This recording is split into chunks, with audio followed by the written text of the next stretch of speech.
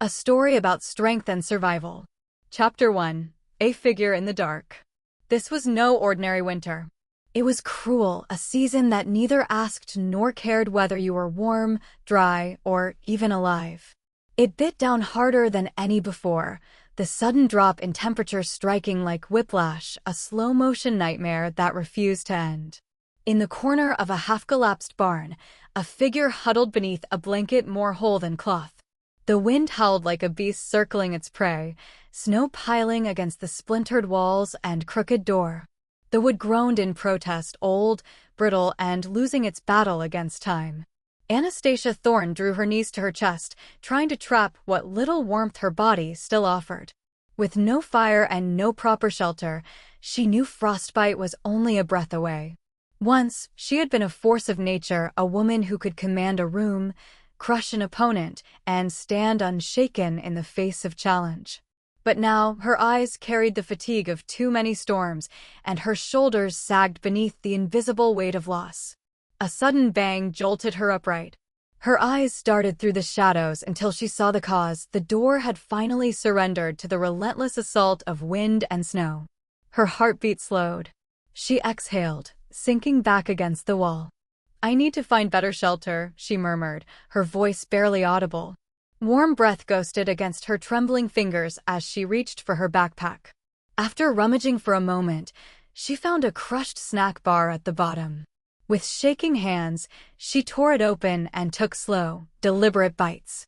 As she chewed, memories began to stir, distant, painful echoes of a life long buried under the ice. She hadn't simply ended up here. She had been stripped piece by piece of dignity, wealth, and name. Once, she was a woman of empire. The proud owner of a thriving architectural firm, Anastasia Thorne had built her legacy from the ground up. Fearless, bold, unyielding, a storm unto herself. So how had it all come undone? Her story would make anyone question whether trust in humanity was ever more than a cruel illusion. She closed her eyes, letting the memories crawl from the darkness and come alive behind her eyelids. Chapter 2. Heir of Crolister Bialego Wa. The morning broke with a crisp, icy light. Dawn spilled across the horizon, and sunlight burst through the clouds, restless, eager, scattering across the marble floors of a penthouse high above Warsaw. Anastasia Aldona Bullen of House Bullen, only daughter of Stanislav and Susanna Bullen, heir to Crolister Bialego Wa, the kingdom of the White Lion. The kingdom, small and discreet, thrived in the quiet power of old money and older traditions. It stood apart from politics, yet its influence whispered through Poland's veins. Anastasia's childhood was one of luxury bound in chains, rules, duties, expectations. A life choreographed to the rhythm of approval. To be perfect, to be poised, to be Bullen. Freedom only came when she left for university. Studying architecture abroad, she discovered the thrill of choice, of being someone other than the princess of a hidden throne. She earned her degree, breathed independence, and, for a fleeting moment, tasted life. Then came the summons. Her father had fallen ill. When she returned, she was appointed royal emissary, another gilded cage disguised as duty. Her father's death came swiftly, followed by her mother's quiet surrender to grief. Within weeks, the royal crest was draped in mourning. In the chaos that followed, her uncle seized the throne, forcing Anastasia to bow or break. For a year she endured his cruelty before disappearing entirely, shedding the Bullen name and taking a new one, Thorne. As Anastasia Thorne, she rose again. Her architectural brilliance made her name a signature of power and taste. She designed skyscrapers, transformed skylines, and for the first time in her life, built something that was hers. And then she met her. Love, reckless, blinding, and ruinous. What began as devotion became betrayal. The woman she trusted most gutted her empire from the inside, stealing not just her fortune, but her reputation. In a single night, Anastasia lost everything. Her penthouse. Her name. Her future. 2 months later, she sat in a broken barn, shivering through another merciless storm, wondering whether life itself had simply grown tired of her. Tears traced frozen paths down her cheeks as sobs tore from deep within. She had been brought low before, but never like this, never so utterly undone.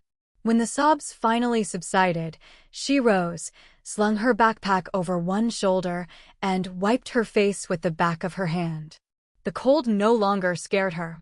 There were worse things than winter. Chapter 3. Giving Up. Her boots, cracked and worn, still managed to keep the snow from seeping in. Each step crunched softly as she moved through the storm, every breath a wisp of surrender. The faint glow of a roadside diner, Route 64's diner, flickered through the veil of falling snow like a promise she didn't dare believe.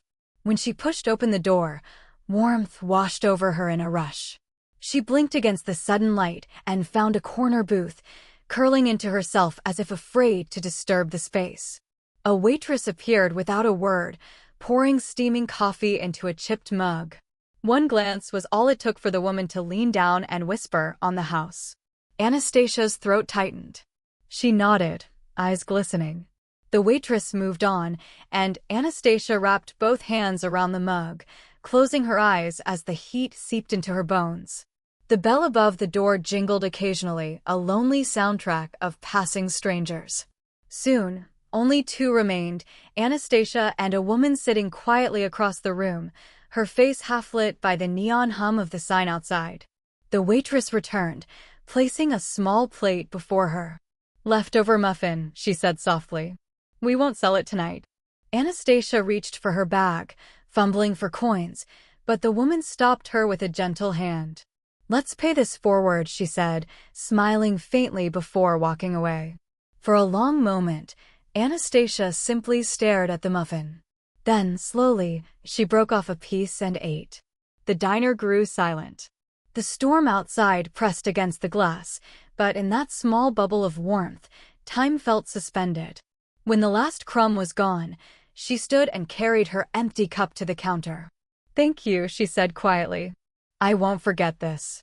As she turned to leave, her gaze brushed against that of the woman in the far booth. Their eyes locked for a heartbeat, something familiar flickered there, like a half-remembered dream. Anastasia hesitated, then shook it off and stepped into the cold once more. Chapter 4. The Stranger in the Storm. The storm had not eased; if anything, it had grown teeth. The snow fell in thick, wind-tossed spirals, biting at her face as she made her way along the deserted road.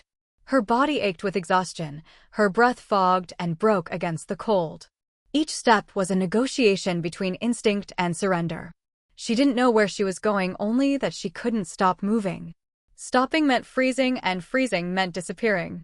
Headlights cut through the white blur somewhere behind her. Anastasia turned, shielding her eyes. A truck roared past, close enough for her coat to whip against the pull of its wake. For a moment, she felt invisible, a ghost wandering a world that no longer remembered her name. Then, from the dark ahead, came the sound. A voice, first low, drunk, and cruel, followed by laughter. Her pulse quickened. 3 men staggered from behind a derelict gas station, half lost in the swirl of snow. One pointed toward her. "Well, look what the wind dragged in," he jeered. "You lost, sweetheart?" Anastasia's grip tightened on her backpack strap. "I don't want trouble," she said, her voice hoarse. "Then you shouldn't be out here alone," another replied, stepping closer. The reek of alcohol hit her like a wave. Her legs tensed, ready to run, but the ice beneath her betrayed her balance. She stumbled, fell hard onto one knee. The first man reached for her. "Hey now, don't be like that." The rest of his words were swallowed by the crunch of heavy boots and the sharp sound of bone meeting flesh. A figure emerged from the storm, broad-shouldered, wrapped in a black work jacket dusted white with snow. His fist connected again, and the man crumpled. The second lunged forward, only to meet the same brutal precision. 2 hits, clean and efficient. The third ran. The stranger didn't chase him. He just stood there for a moment, breathing hard, snow melting against the heat of his skin. Then he turned to her. "You all right?" Anastasia blinked, her pulse still wild. She nodded, though her hands trembled. I think so. Can you stand?" He offered his hand. It was rough, scarred, the kind of hand that had known both violence and work. She hesitated, then took it. His grip was steady, anchoring her back to the world. "There's an old cabin up the hill," he said. "Storm's not letting up tonight. You'll freeze if you stay out here." Anastasia should have refused. She'd learned the hard way what trust could cost. But her body was failing her. The cold had already crept into her bones. She nodded once. "Okay." He led her through the storm, each step breaking a path in the snow for her to follow. They reached a small cabin tucked between the trees, smoke rising weakly from the chimney. Inside, it smelled of pine and something faintly metallic, like tools and oil. "Sit," he said, pulling off his gloves. He moved with quiet efficiency, feeding the fire and setting a kettle over the flames. "Name's Leo." And she stopped herself before finishing. "Anna." Leo gave her a short nod, not pushing for more. "You're lucky I came through when I did. That's no place to walk alone in this weather." "I didn't have much of a choice." He glanced at her, the firelight catching the lines on his face, late 30s, maybe early 40s, with a beard a few days past trimmed. His eyes were sharp but kind, the sort that had seen too much and judged too little. "Storms don't care about choice," he said. "They just test what's left of you." Anastasia looked at the flames, her reflection flickering in the glow. "Then I must be running low on what's left." He didn't answer, only handed her a steaming mug once the water boiled. "Drink. It's not much, but it'll help." She took it with both hands, savoring the heat. For the first time in weeks, her body began to thaw. Silence settled, heavy, not awkward, the kind that carries two broken people in the same space without needing words. After a while, Leo spoke again. "Got work tomorrow. Construction site in town. It's not glamorous, but they always need hands. You look like someone who doesn't mind earning her keep." Her eyes lifted. "I can work," she said softly. He gave a faint, approving smile. "Then we'll leave at dawn." Outside, the wind howled against the walls, but inside, something small and stubborn began to warm, not just her hands, but the fragile ember of will that refused to die. For the first time since she lost everything, Anastasia Thorne fell asleep not from exhaustion, but from the faint, unspoken sense that maybe, just maybe, she was not entirely alone. Chapter 5. The Weight of Hands. Dawn arrived gray and reluctant, the storm having spent itself in the night, but leaving the world coated in ice and snow. Anastasia pulled her coat tighter, the backpack heavy on one shoulder as she followed Leo along the frozen road. The town's outskirts were industrial, half-erected buildings, scattered piles of timber, and the hum of machinery just beginning to stir. She had never imagined herself here, cold concrete underfoot, the smell of wet lumber and grease thick in the air, men shouting over the rumble of engines. Leo led her past a row of half-finished townhouses to a fenced yard. "This is where I start. You'll start with me. Manual labor, cold mornings, hot lunches. Nothing glamorous. You in?" Anastasia swallowed. The thought of stooping, hauling, bending, sweating in the cold after weeks of near starvation terrified her. But something in Leo's steady gaze, a promise without words, made refusal impossible. "I'm in," she said. Days bled into weeks. Snow thawed into mud, and mud hardened into frost again. Anastasia learned the cadence of the site, the crack of a hammer, the groan of timber, the hiss of saws slicing through boards. Each sound was a note in a symphony she hadn't realized she missed, the rhythm of work, of creation, of something tangible and earned. She woke before dawn each day, lacing worn boots with numb fingers, pulling on layers that never seemed enough. The air was a sharp sting in her lungs, the sun a pale disk behind clouds, but she pushed through. Leo was always there at the yard gate, a quiet presence that didn't demand words, only reliability. Her muscles burned in the evenings, every movement a reminder that her body had forgotten its own strength. Yet there was a strange satisfaction in it, each drop of sweat a tiny reclamation of herself. Carrying timber, measuring spaces, hauling cement, it grounded her, stripped her bare of fear and expectation. For the first time in months, her body did exactly what it needed to survive, and the mind quieted enough to breathe. It was on the third day that the foreman, a tall man with a crooked smile named Harlan, paused as she adjusted a set of blueprints. "You know what you're doing," he said, squinting. "You reading those like a manual. Where'd you learn it?" Anastasia hesitated. The truth clawed at her, "I'm an architect." But the words tasted bitter, dangerous. Who would believe her after the fall? Who could she trust? "Just experience," she muttered. Harlan nodded once. "All right. Keep at it." By the third week, small victories began to feel like triumphs. She discovered she could read blueprints upside down, correct measurements instinctively, and foresee structural weak points before anyone else. The foreman began relying on her silently, passing her minor calculations and adjustments without formal acknowledgement. Leo noticed the shift too, the way she stood taller, moved with a quiet confidence she hadn't felt in months. Within a week, whispers circled. Another foreman caught her calculating angles while others grumbled over measurements. Then, quietly, Leo spoke. "You've got more than hands for labor, you know," he said one evening as they packed up for the day. "If you want, I can introduce you to the office. Just don't let anyone know your full story yet." Anastasia's throat tightened. Pride and fear wrestled inside her. To be seen, truly seen, yet to hide everything that made her who she was, it felt like stepping onto a ledge. She nodded. "I'll try." The office was warm.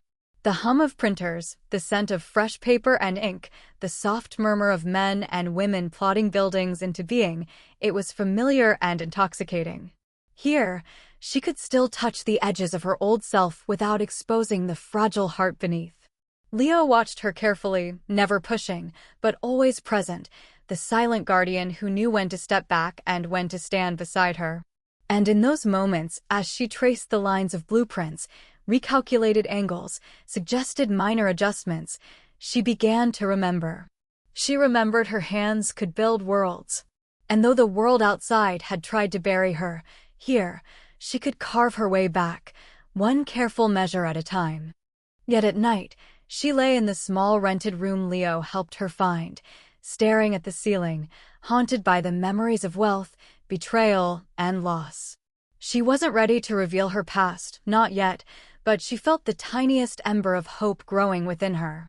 A world she could build for herself still existed, even if it was only measured in beams and cement. Even if no one knew the truth, even if the scars of betrayal still ran deep, Anastasia Thorne, the woman who had fallen, was slowly standing again. Chapter 6. The Woman by the Window. Somewhere beyond the edge of her awareness, someone was watching. Always watching. From a darkened room in a building she passed unknowingly each day, a woman leaned against the window frame. She did not move to interfere, did not speak. She simply observed. Her eyes, sharp and knowing, followed Anastasia as she hauled timber, measured angles, and erased mistakes with the patience of someone who knew the value of slow progress. This woman, Evelina Nowak, had once been a trusted confidant of the Bullen family. She knew the kingdom, the palace secrets, and the dangerous truths that had led to Anastasia's exile. And she knew the man who now called himself King, Anastasia's uncle, had achieved his throne through lies and illegal means. But Evelina had learned caution. One wrong step, one revelation too soon, and they would both die. Anastasia was still fragile, still unaware of the life she had been denied, and Evelina could not risk the confrontation. Not yet. So she waited. She watched as Anastasia stood in the cold, dusted in sawdust and mud, building again piece by piece, a woman reclaiming strength without realizing the empire that still belonged to her. And in the shadows, Evelina's lips curved into a ghost of a smile. The storm was over, but the winds of destiny had only just begun to stir. Chapter 6. The Weight of Hands. Weeks passed like slow rivers, carving new channels in her body and mind. Anastasia woke each morning to the biting cold, the sky gray and swollen with ice. Her boots sank into slush and frozen mud, her fingers stiff beneath threadbare gloves. Every inhale burned, but still she moved, carried timber, measured beams, swept sawdust, and learned the rhythm of creation again. Leo's presence was constant but unobtrusive. He never asked questions, never prodded, just ensured she had food, warmth, and work. There was trust in that silence, a quiet scaffolding around her crumbling self. The foreman noticed the subtle precision in her movements. Harlan, a stocky man with arms like iron and a voice that could cut through the roar of engines, began tossing small tasks her way, holding beams steady, checking angles, marking measurements. Anastasia performed them with a meticulous grace that startled him more than once. "You got hands for this," he said one afternoon, squinting as she corrected a misaligned frame. "But you got the brain too, don't you?" She hesitated. She wanted to hide, wanted to shrink back into the safety of anonymity, but there was a spark she hadn't felt in months. I've done this before," she said softly. Not the full truth, but enough. By the 4th week, she had earned a reputation on the site.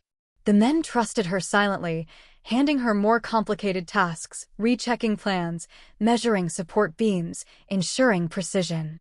She corrected errors without fanfare, allowed others to take credit when necessary. It was humbling, but also exhilarating. She was building again, piece by piece. There were quiet moments, too. A younger laborer tripped on a plank, scraping his knee. Anastasia was there first, bandaging it and teasing him with a rare, small smile that made Leo glance at her oddly, noting the softness returning to her eyes. One evening, she stayed late, reviewing a blueprint spread across the office table. Snow brushed against the window as the site quieted, leaving only the hum of the heaters and the scent of sawdust lingering. She traced the lines of the plan with her finger, recalling angles, calculating spaces, the instincts of an architect buried deep within. Leo appeared behind her, silent until she noticed him. "You still hiding from yourself," he said. Her jaw tightened. I don't want anyone to know who I really am." "Not yet." He nodded, accepting it. "Fair. But don't lose what you have now. You're building more than walls, you know." Those words settled inside her. They were a balm and a challenge all at once. She could feel her confidence returning, quietly, as if she were testing muscles that had atrophied, stretching herself toward the life she had almost lost. And then there were subtle signs, moments that made her heart race without knowing why. A man handing her the wrong measurements accidentally, only to blush and stammer apologies. Another leaving a tool behind for her without explanation.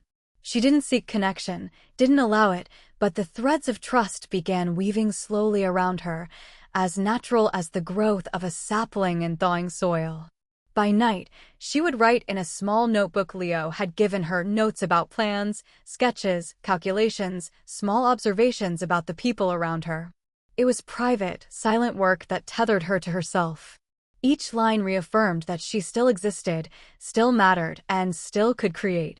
And somewhere outside this fragile bubble, a presence lingered.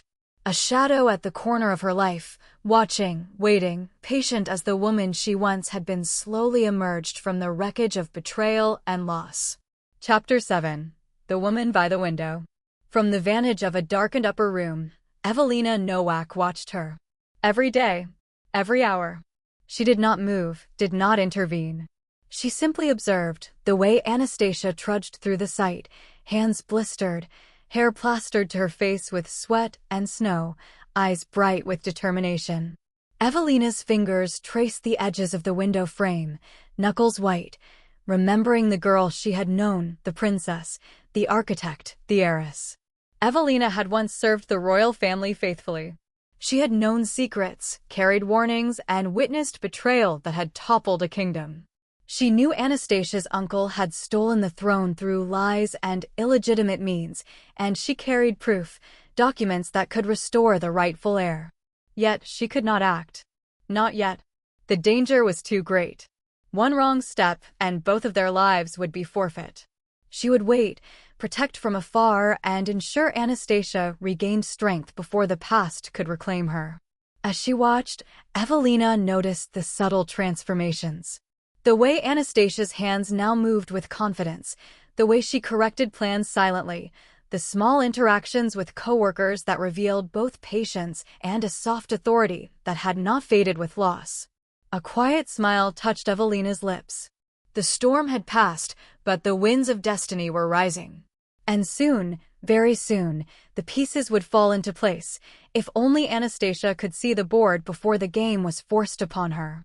The site was quiet that morning, the frost still clinging stubbornly to the scaffolding and machinery.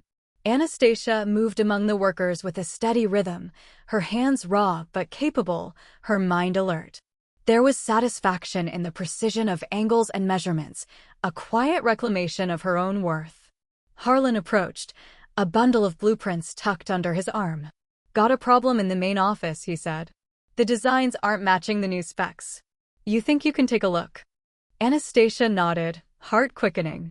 This was different, not just minor adjustments or checking beams, but an opportunity to demonstrate her skill in full.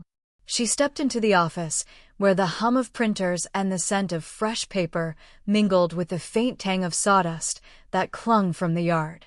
She spread the plans across the table, tracing lines, recalculating angles, and correcting minor misalignments. Her fingers moved with instinctive confidence. Harlan leaned over her shoulder, eyes widening slightly. You really know your stuff," he said. "Where'd you learn this?" Anastasia's jaw tightened. She forced a small smile. "Experience," she said again. It was true, but incomplete. Outside the office window, someone lingered. Evelina Nowak watched silently, the faint reflection of her face caught in the glass. She had followed Anastasia's journey from the diner, from the barn, and now to this place of rebuilding.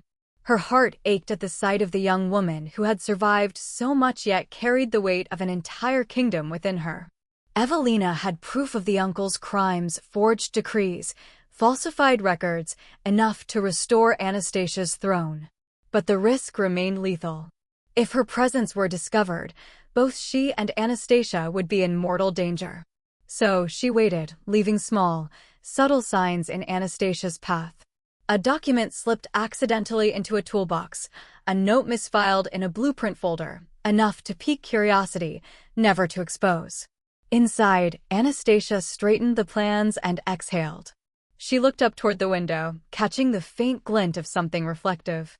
For a heartbeat, her heart skipped, a vague sense of familiarity, a shadow of recognition. She shook it off. The winter light played tricks. And yet, something had shifted. Even in this new, harsh life of work and survival, threads of the past were tugging at her, fragile but persistent. The storm of her previous life had passed, but the ghosts remained, whispering through snow and steel, waiting for the right moment to return. She left the office, plans folded neatly under her arm, and stepped back into the yard. The cold bit at her face, but inside, a new warmth had begun to grow, the warmth of skill, purpose, and the faint stirrings of destiny calling her home.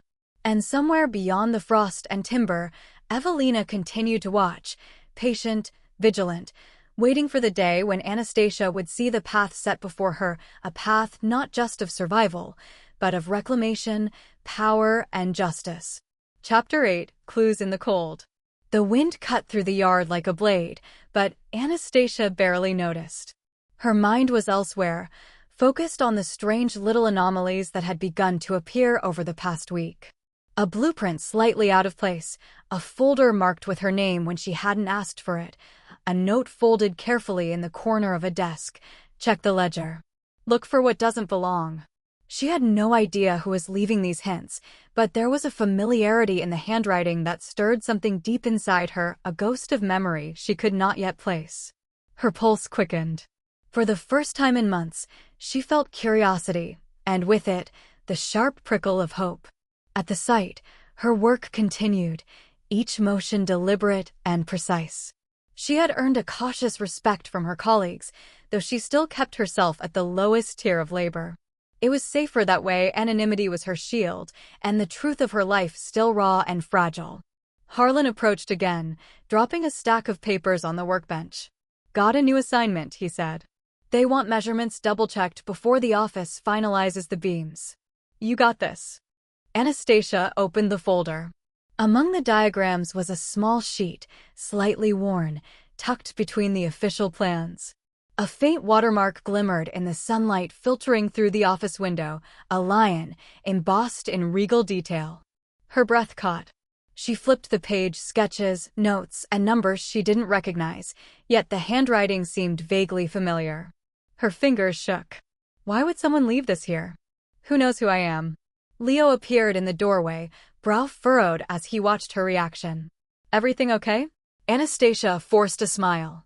Yes, just a little confused by a folder mix-up. He didn't press. His presence was enough, silent reassurance, a tether to reality. After work, she stayed behind under the guise of checking measurements.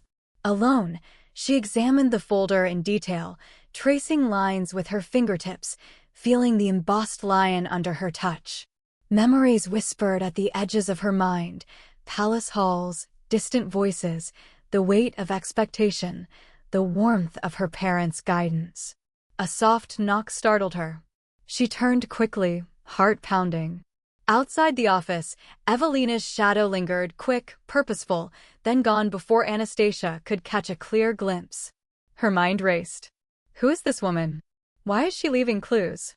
But there was no fear this time, only a careful, rising sense of anticipation.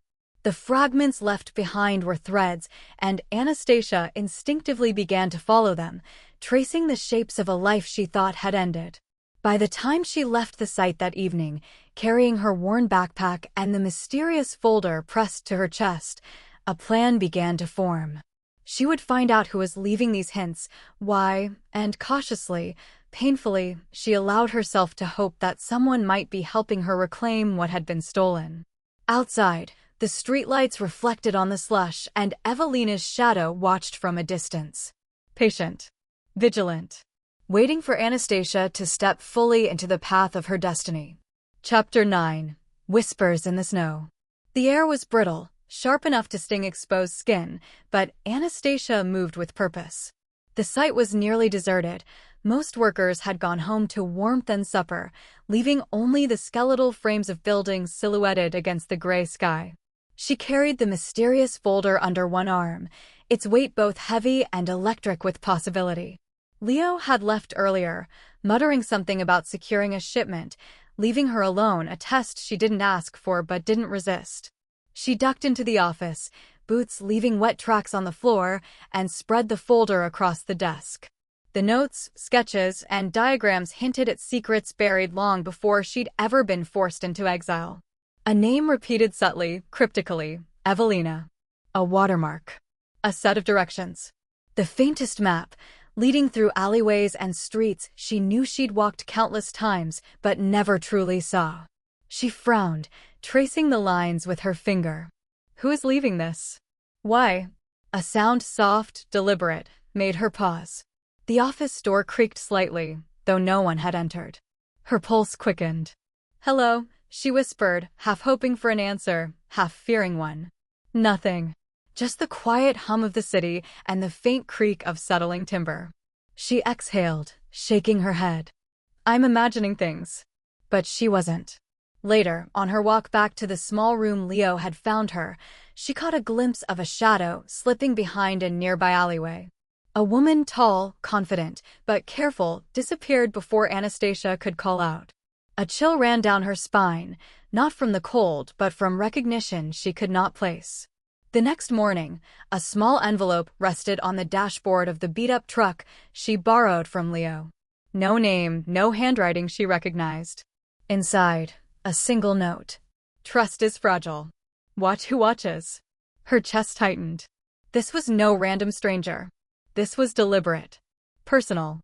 Anastasia spent the day at the construction site with a new awareness, eyes flicking to every shadow, every movement beyond the perimeter. Workers noticed her unusual vigilance, but said nothing. Leo's presence was enough explanation for now. By evening, she returned to her room, exhausted, but the folder and the note burned in her mind. She began piecing together the fragments, the embossed lion, the handwriting, the cryptic directions. A memory fluttered, almost dismissed at first, the name Evelina. It stirred something long dormant, the palace halls, the late-night corridors, a figure she had trusted as a child. Her fingers trembled slightly as she traced the name on a small scrap of paper she had tucked inside her notebook. Could it be her? Outside, Evelina observed from a distance, unseen. She had tested Anastasia's instincts, gauged her curiosity, and confirmed what she already suspected. The young woman still had fire. Still had the will to reclaim not just survival, but her birthright. Evelina's eyes softened. Soon, the threads would weave together. Soon, Anastasia would begin to step fully into the truth, and when she did, Evelina would be ready to guide her through the shadows. Chapter 10. The First Step. The morning air was sharp, biting at her cheeks and nose, but Anastasia welcomed it. The weight of the folder and the mysterious note pressed against her chest like a challenge she could no longer ignore. Today, she decided, she would follow the clues no matter how small, no matter the risk. Her first stop was a street she walked past every day, one that had always seemed ordinary. But now, guided by the faint instructions scrawled in Evelina's handwriting, she looked closer. She noticed the details she had never paid attention to before: a narrow alley between two brick buildings, a faded emblem etched into the corner of a doorway, a series of symbols almost hidden in graffiti along the wall. Her pulse quickened. This is deliberate. Someone wants me to see this. She hesitated for a long moment, fingers tracing the symbols. Each line felt familiar, stirring memories she hadn't dared to touch, echoes of palace halls, whispered warnings, the weight of her family's legacy. A sound behind her made her freeze, the scuff of boots on wet pavement. She spun, but the street was empty, only the wind moving leaves across the ground. Her chest tightened, but she forced herself to breathe, to focus. She was done hiding from the world, but she had to be smart, cautious, precise.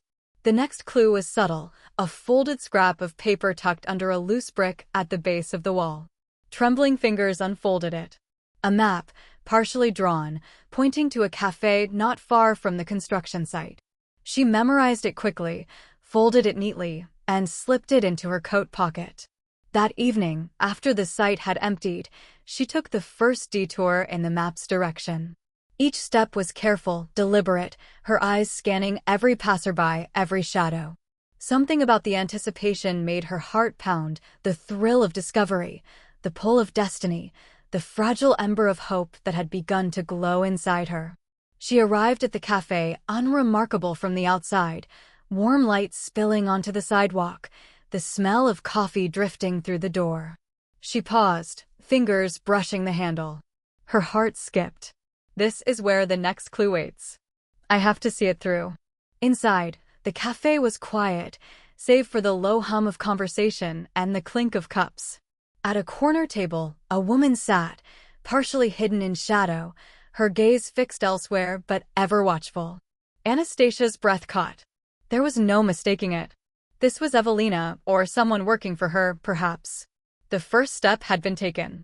And with it came both fear and a strange exhilaration, the thrill of moving forward, of reclaiming control, of stepping into a world that had always belonged to her, though she had never dared to enter it. Outside, the wind shifted, carrying with it the faintest hint of snow. Anastasia felt it brush her cheek like a promise. The path was dangerous, uncertain, but it was hers to walk. And for the first time in months, she was ready. Chapter 11. The Meeting. Anastasia lingered just inside the cafe doorway, heart hammering in her chest. Every instinct screamed caution, but her curiosity, the ember that had survived betrayal and loss, pushed her forward. She clutched the folder in one hand, a shield and a lifeline both, and stepped toward the counter. The warm air smelled of roasted coffee beans and pastry, a sharp contrast to the cold she had lived in for weeks.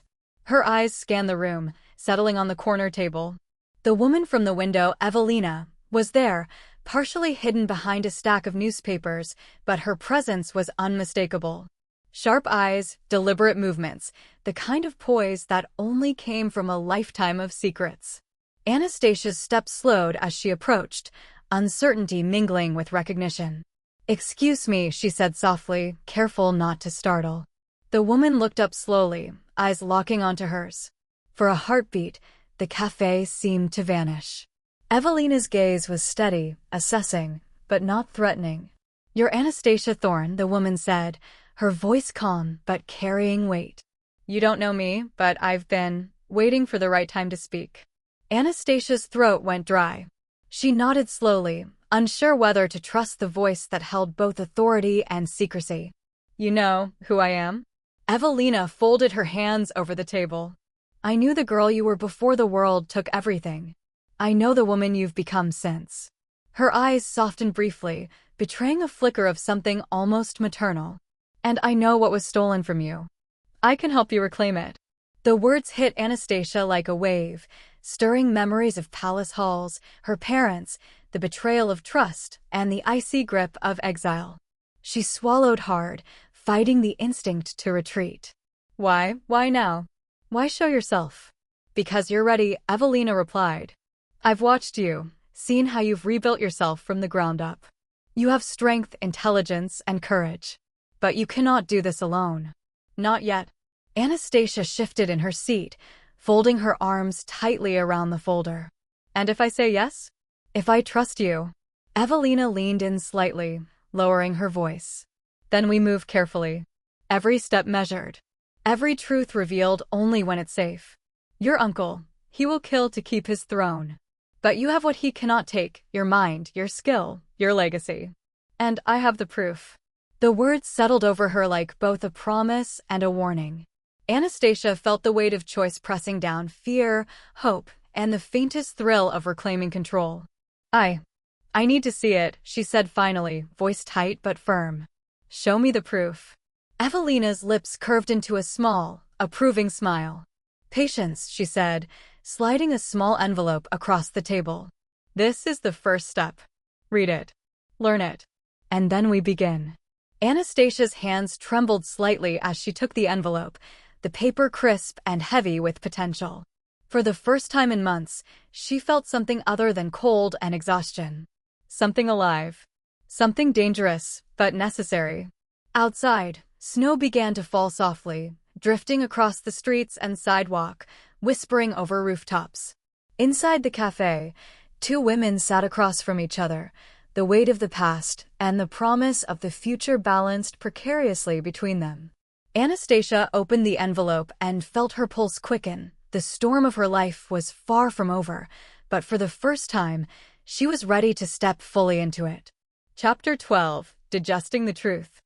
Anastasia returned to her small room, the envelope from Evelina clutched tightly in her hands.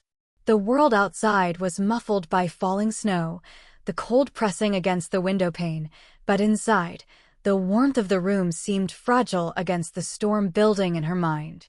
She sat on the edge of the cot, hands trembling slightly, and carefully opened the envelope. Inside were documents, official decrees, forged signatures, financial records, and correspondences, each a piece of a puzzle that revealed the full scope of her uncle's treachery. Her eyes skimmed over the lines, heart pounding with disbelief and fury. Every page was a dagger to the memory of her family's legacy, every stamped seal a reminder of what had been stolen. And yet, beneath the weight of betrayal, a spark of something else flickered: hope. "This is real," she thought, tracing a signature with her finger. "This is undeniable. I can reclaim what is mine." The room seemed to shrink around her as the enormity of the proof sank in. She thought of her parents, their kindness and wisdom, their dreams for her as the rightful heir. She thought of the palace halls she had once walked, the crown that had been hers by birthright, and the life she had been stripped of in a single, cruel sweep. Tears pricked her eyes, but they were not just of grief. They were for the strength she had found in herself, the resilience she had forged from hardship, and the promise of justice that now lay within reach. Hours passed as she studied the documents, cross-referencing numbers, tracing timelines, and slowly piecing together a plan. Each revelation sharpened her resolve, transforming the raw ache of loss into something fierce and purposeful. She realized the path ahead would be treacherous. Her uncle was cunning, ruthless, and protected by forces she could not yet see. But she also knew she was no longer alone. Evelina's careful guidance, the subtle clues, the proof, they were all signs that help was within reach. For the first time since losing everything, Anastasia allowed herself to imagine a future beyond survival. She could rebuild, not just her life, but her legacy. She could rise again, stronger, wiser, and unyielding. As the snow continued to fall outside, Anastasia folded the documents neatly, placing them in her backpack. She traced her fingers over the lion embossed on one of the papers, a symbol of strength and royalty that could not be erased. Her jaw tightened, resolve hardening like steel. The storm of her past would not define her. She would reclaim her crown, her honor, and her life, one deliberate, measured step at a time. Outside, the city slumbered under the blanket of snow, unaware of the quiet fire rekindling within a woman who had survived betrayal, loss, and exile. Inside, Anastasia Thorne, heir, architect, survivor, was awake, alert, and ready. Chapter 13. The Reluctant Move. Anastasia stared at the phone in her hand. The documents from Evelina still spread across the cot. Every instinct screamed caution. Every fiber of her being wanted to retreat, hide, and rebuild in silence, away from intrigue and danger. She had survived betrayal before, and it had nearly destroyed her. Yet, buried beneath the mistrust and fear, a quiet, insistent voice whispered, "You cannot wait forever. The world will not give what is yours without a fight." She exhaled slowly, her breath fogging in the cold room. The first step would be small, discreet, something that could not be traced back to her. She had learned the hard way that trust was a currency she could not spend freely. Finally, she typed a message, her fingers hesitating over each letter. "I need information. Discreetly. Call me if you can help." It was vague, careful, and non-committal, a single foot out the door without exposing her whole self. She pressed send before she could second-guess herself, and then immediately set the phone aside, as if putting physical distance between her and the act would reduce the risk. Hours passed, and every ping from her phone made her flinch. The weight of anticipation was almost unbearable, yet it also carried a strange thrill, a reminder that she still had agency, still had the power to influence the outcome. Finally, a reply came. "Meet at the old clock tower, 10 p.m. sharp." Alone. Her stomach tightened. Alone? She knew the risk. She knew that every shadow could hide danger. And yet, something in her chest flared with determination. This was the first tangible step toward reclaiming her life, toward seeing the truth of Evelina's promise. Leo noticed her unease as he visited that evening, eyes narrowing slightly. "You okay?" he asked, voice low. Anastasia forced a neutral expression. "Fine," she said. "Just taking care of something." He didn't press. His presence was enough, silent protection, grounding her in a world that was still unsteady and cold. As night fell, she dressed carefully, layering for warmth and blending into the shadows. The clock tower loomed in the distance, familiar yet foreboding, its spire cutting into the dark sky like a sentinel. She approached slowly, each step measured, aware of every sound and movement around her. When she arrived, she paused, glancing up at the tower. A figure emerged from the shadows, Evelina. She stepped forward, hands visible, expression calm but alert. "You came," Evelina said softly, a hint of approval in her voice. Anastasia nodded, keeping her guard high. "I came because I need to know what's true," she said, voice firm despite the tremor beneath it. "But don't expect me to trust blindly." Evelina smiled faintly, acknowledging the caution without offense. "I wouldn't ask you to. That would be foolish. We move slowly, carefully, one step at a time. But you must step, or the past will remain lost to you forever." Anastasia's eyes hardened, resolve mingling with mistrust. She was ready to take the first step, reluctant, cautious, but determined. The path ahead was dangerous, uncertain, and shadowed with betrayal. Yet for the first time in months, she felt a spark of control, of power, of possibility.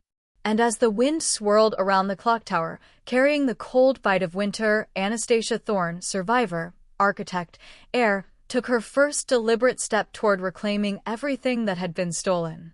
Chapter 14. testing the waters. The city had fallen into a hush as night deepened, but Anastasia's mind raced. Evelina's envelope lay open on her table, the document spilling secrets that could topple her uncle if used wisely. She traced her fingers over the lines, memorizing key details, marking connections she could exploit. Her first move had to be subtle. She could not yet confront him directly, not until she knew who could be trusted, not until she had leverage. So, she began quietly, sending careful inquiries under pseudonyms, watching for patterns and gauging reactions. Each email, each phone call, was a test, both of her uncle's network and of herself. Leo's presence at the construction site remained a constant anchor, though she still kept him in the dark about the full extent of her plan. He watched her work with quiet concern, noticing her meticulous notes and the intensity in her gaze. Anastasia moved through her routine with deliberate care. At the site, she noticed the discrepancies Evelina had hinted at: workers slightly out of place, shipments that didn't match the logs, materials diverted. Every observation was another thread she could pull. One evening, she stayed behind under the guise of double-checking the blueprints. She traced lines on the plans, mapping them against shipment records, and quietly marked areas of concern. The thrill of control, of finally using her knowledge and skills to reclaim something stolen, ignited a spark in her chest. A soft sound made her glance up. Shadows shifted along the edge of the warehouse, subtle but deliberate. She stiffened, instincts honed by months of survival kicking in. Whoever it was had been cautious, but not careful enough. "Who's there?" she demanded, voice steady despite her racing heart. A figure stepped forward, hands raised, expression cautious, but deliberate. "Evelina. You're taking the first steps," she said quietly, almost approvingly. Careful, but deliberate. Good. Anastasia didn't relax. "I don't trust anyone," she said bluntly. "Not yet." Evelina nodded, accepting the honesty without offense. "Then keep your guard up. But you must act, or the past will remain stolen. Your uncle is cunning, yes, but he is not infallible. Every system has weaknesses. You need only find them." The wind rattled the windows, carrying the sharp scent of snow and metal. Anastasia folded her arms over the folder, her mind racing with possibilities. She could feel the tremor of excitement beneath her caution, a thrill she hadn't felt in months. "I'll start small," she said finally, voice firm. "I'll test the waters. See what I can find, what can be used." "Good," Evelina replied. "And remember, patience. One move at a time. One truth at a time. You cannot afford recklessness, but you can afford courage." Anastasia inhaled deeply, eyes scanning the shadows of the warehouse. For the first time in months, she felt the spark of hope flare into a quiet, dangerous fire. She was no longer merely surviving. She was moving, calculating, reclaiming, and the game had just begun. Chapter 15. The First Crack. The dawn light was pale and filtered through frost-specked windows, but Anastasia had already been awake for hours, poring over notes and tracking discrepancies in shipment logs. She moved quietly through the construction office, boots soft against the concrete, eyes scanning every detail. Her instincts told her something was off. A supplier had been delivering materials inconsistently, quantities smaller than recorded, deliveries delayed, some crates unaccounted for. Small errors, almost imperceptible, but enough to hint at disloyalty somewhere in her uncle's network. She tapped a finger against the spreadsheet, muttering under her breath. "There's someone leaking information, someone vulnerable." Hours passed as she quietly confirmed patterns, cross-referencing emails and delivery reports. Every piece of the puzzle brought her closer to a name, a mid-level manager with ties to a rival company. Not enough to overthrow her uncle, not yet, but enough to test the waters. By evening, she had gathered the courage to act. She sent a discreet message under a pseudonym, careful not to reveal her identity. "I know your position is compromised. I can help. Meet at the old warehouse tonight." Her heart raced as she waited, knowing the risk she was taking. Leo noticed her tension but didn't pry.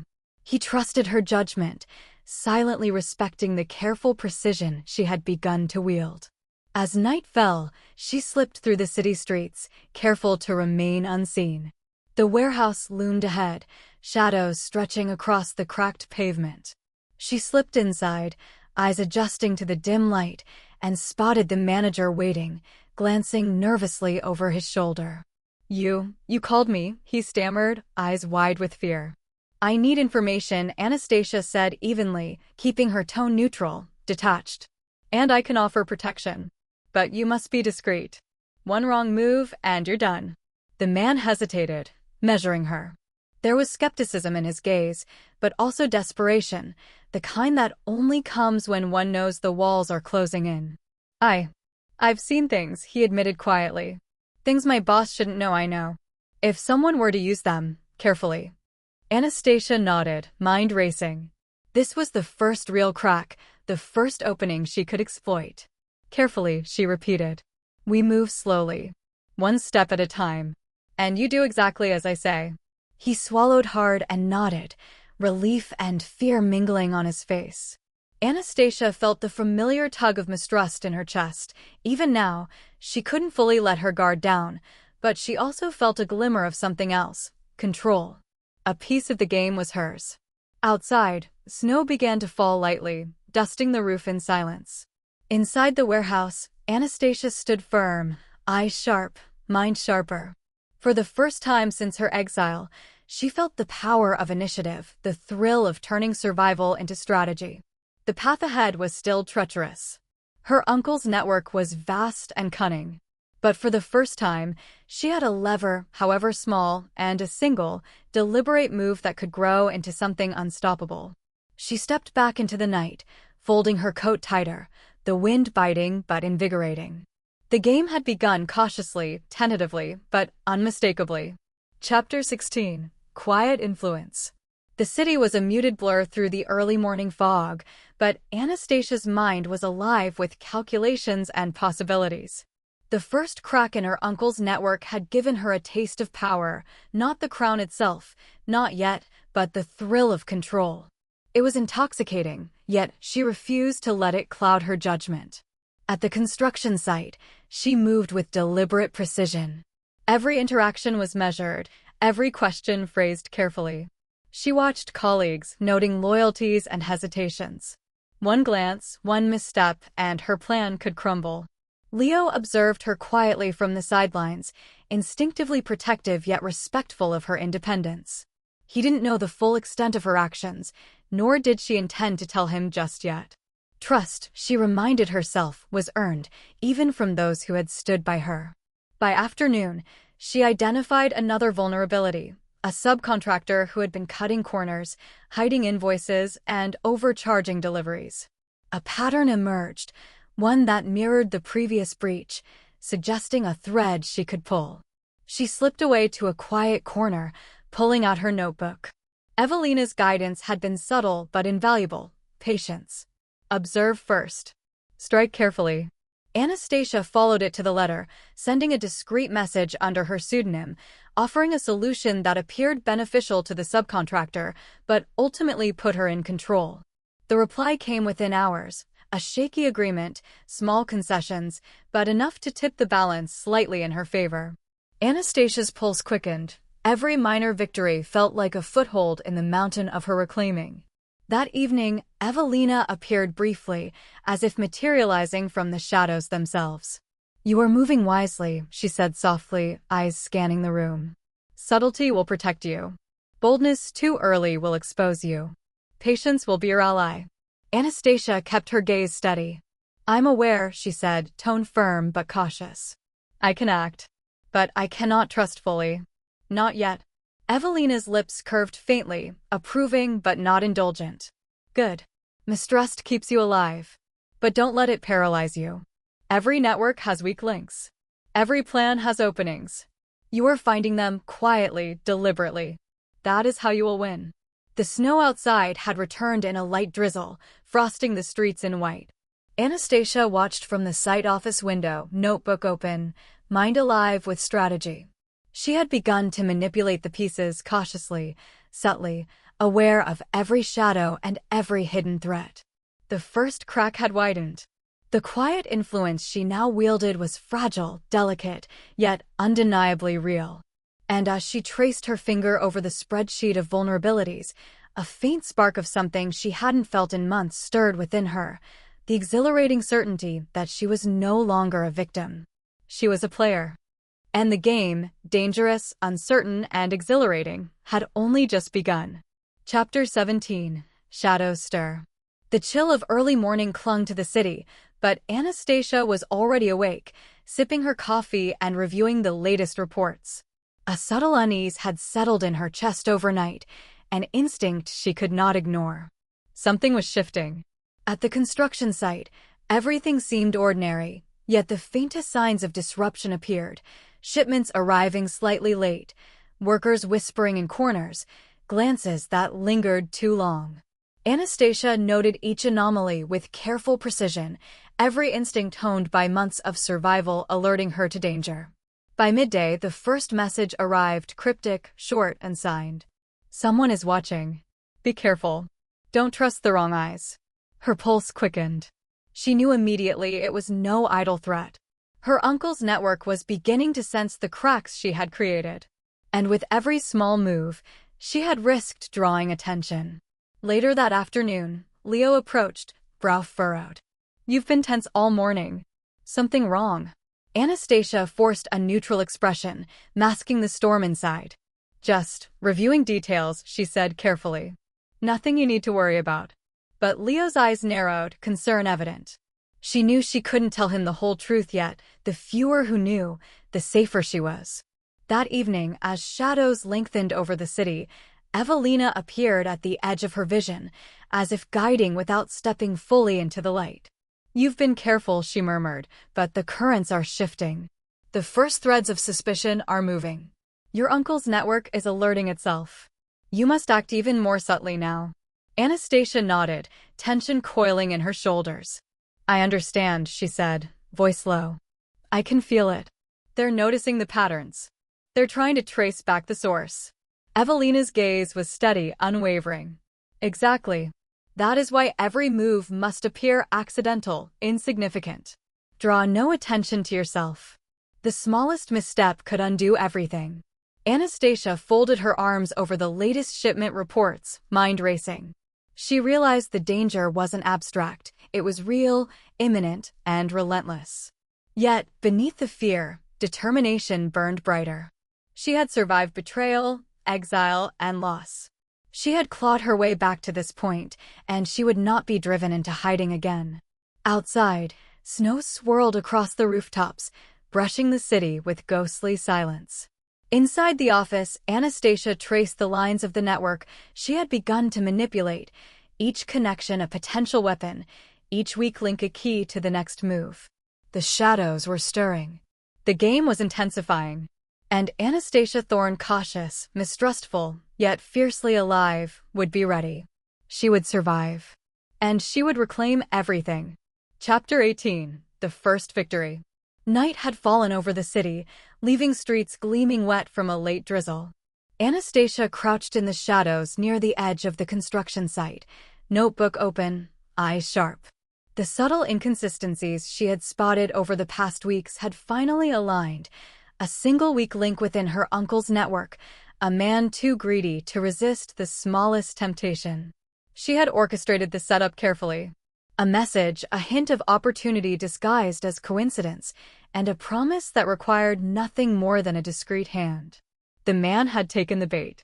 Anastasia watched from a safe distance as he made the exchange, unaware that every movement had been tracked, every word overheard, every document copied. She felt the familiar thrill, the spark of power that came from being unseen yet in control, the satisfaction of the first tangible step toward reclaiming her life and legacy. The man walked away, oblivious to the fact that he had just become a tool in Anastasia's careful strategy. The documents he had exchanged revealed a minor diversion in the supply chain, proof of mismanagement and embezzlement, the first thread she could pull to unravel a small part of her uncle's empire. Back in her small apartment, Anastasia spread the documents across the table, tracing the flow of money and materials. She let herself breathe for the first time in days, a cautious smile tugging at her lips. She had won a small battle, unseen and unchallenged, and the victory, though minor, felt monumental. Evelina's presence lingered at the edges of her awareness, though unseen. "You are learning," she murmured, her voice almost like a whisper on the wind. "Every victory is small, but each one builds momentum. Never underestimate the power of patience and subtlety." Anastasia's jaw tightened. "I know. I'll be careful. Always careful." She leaned back in her chair, letting her mind wander through possibilities. One weak link exposed, one small victory achieved, it was enough to ignite a plan, a sequence of moves that could grow, slowly but surely, into the reclamation of what was rightfully hers. Outside, the city slept, unaware of the quiet storm building within it. Inside, Anastasia Thorne, mistrustful, calculating, and fiercely alive, allowed herself a fleeting sense of triumph. It was small, but it was hers. And it was the first step toward everything she had lost. Chapter 19. Eyes in the Dark. The subtle victories that had warmed Anastasia's chest were starting to ripple through the network, and she could feel the reaction before it fully manifested. Something had shifted, the air felt heavier, the shadows longer, the casual glances of workers sharper, more calculating. At the construction office, she sensed it first in the whispering of the foreman, the small notes that seemed to vanish when she turned her head, the way a delivery truck paused slightly too long at the gate. Her instincts, honed over months of survival, screamed that her uncle had noticed. That evening, a man arrived at her doorstep under the guise of a routine inspector.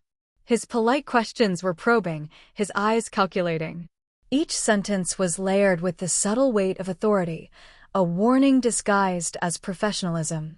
Anastasia met his gaze steadily, keeping her calm, but every muscle in her body was alert. She answered his questions minimally, letting no hint of her knowledge slip, and watched him leave, noting every detail of his behavior. Later, Evelina appeared, almost as if drawn by intuition. "He's testing the waters," she murmured, her presence a quiet anchor. "Your uncle's network is aware. They are probing for weaknesses, looking for someone who has strayed. Every misstep could be fatal." Anastasia's jaw tightened. "I've been careful. But they're watching everything. Every move, every contact. If they trace even a hint back to me." Evelina nodded. "Then you continue as you have, cautiously, deliberately. One step, one thread, one small victory at a time. You must remain invisible, yet fully in control." The next days were a careful dance. Anastasia worked at the site, observing, listening, calculating. She fed small pieces of false information, testing reactions, noting who reported what and to whom. Each reaction was a clue, each hesitation a thread she could pull to reveal hidden loyalties and weaknesses. Late one night, she discovered something troubling, a subtle pattern of intercepted communications that hinted her uncle had begun assigning his own watchers to her movements. The shadow of danger was real and close, yet she refused to falter. Leo noticed her tension and finally pressed, "Something's happening. I can feel it. You're holding back, but I see it in your eyes." Anastasia gave him a tight smile. "I'm fine," she said, masking the storm inside. "Just working." But Evelina's presence lingered again, unseen. "Trust no one fully, but do not let fear freeze you. Use it. Let it sharpen your mind and heighten your senses. Every shadow can be turned into a weapon if you know how to read it." Anastasia inhaled deeply, feeling the cold bite of winter through the cracked window. The danger was closing in, subtle but undeniable. Yet with careful planning, cunning, and patience, she could continue turning every shadow, every whisper, into a tool, a way to reclaim what was stolen, one calculated move at a time.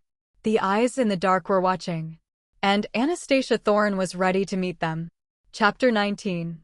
Eyes in the Dark. The subtle victories that had warmed Anastasia's chest were starting to ripple through the network, and she could feel the reaction before it fully manifested.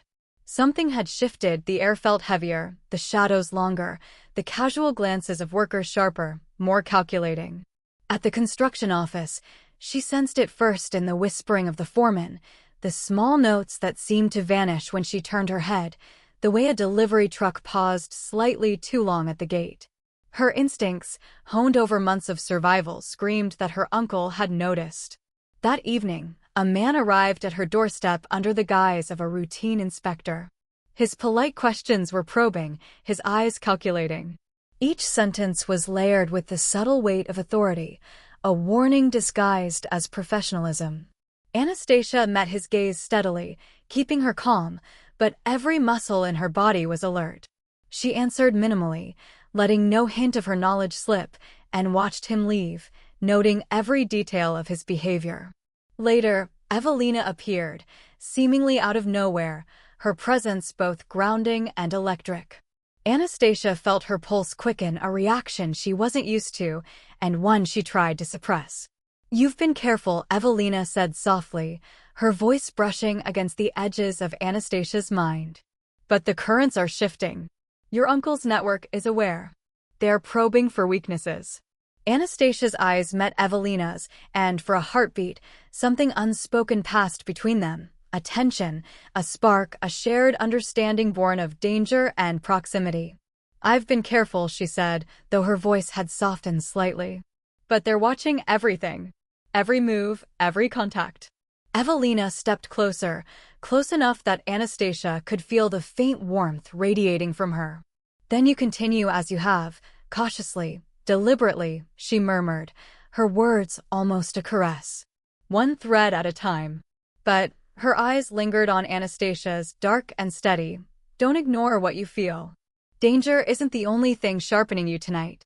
Anastasia swallowed hard, the tension in her chest suddenly pulling in two directions, strategy and desire. She turned her gaze away first, focusing on the plans scattered across the table, forcing herself to breathe. The next days were a careful dance. Anastasia worked at the site, observing, listening, calculating. She fed small pieces of false information, testing reactions, noting who reported what and to whom. Each reaction was a clue, each hesitation a thread she could pull to reveal hidden loyalties and weaknesses. Late one night, Evelina appeared again, quieter this time, standing just behind Anastasia's chair as she traced lines across a blueprint. "You're doing well," she murmured.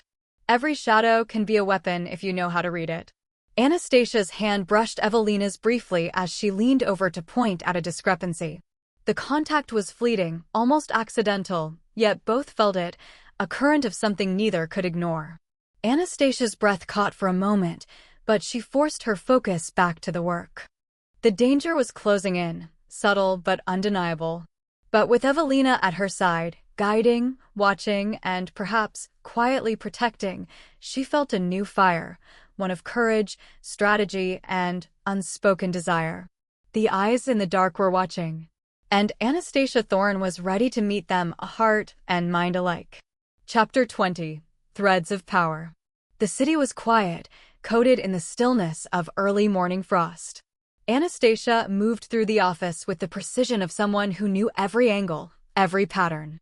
Each thread she had pulled from her uncle's network now formed a faint web, delicate yet promising. She had discovered another weakness, a shipment misrouted deliberately to cover embezzlement. The knowledge alone was dangerous, acting on it was riskier. But she had learned to move with subtlety, and tonight, the plan would take shape. Evelina appeared just as she was reviewing the logistics, leaning lightly against the doorway. Her presence was calming yet electrifying.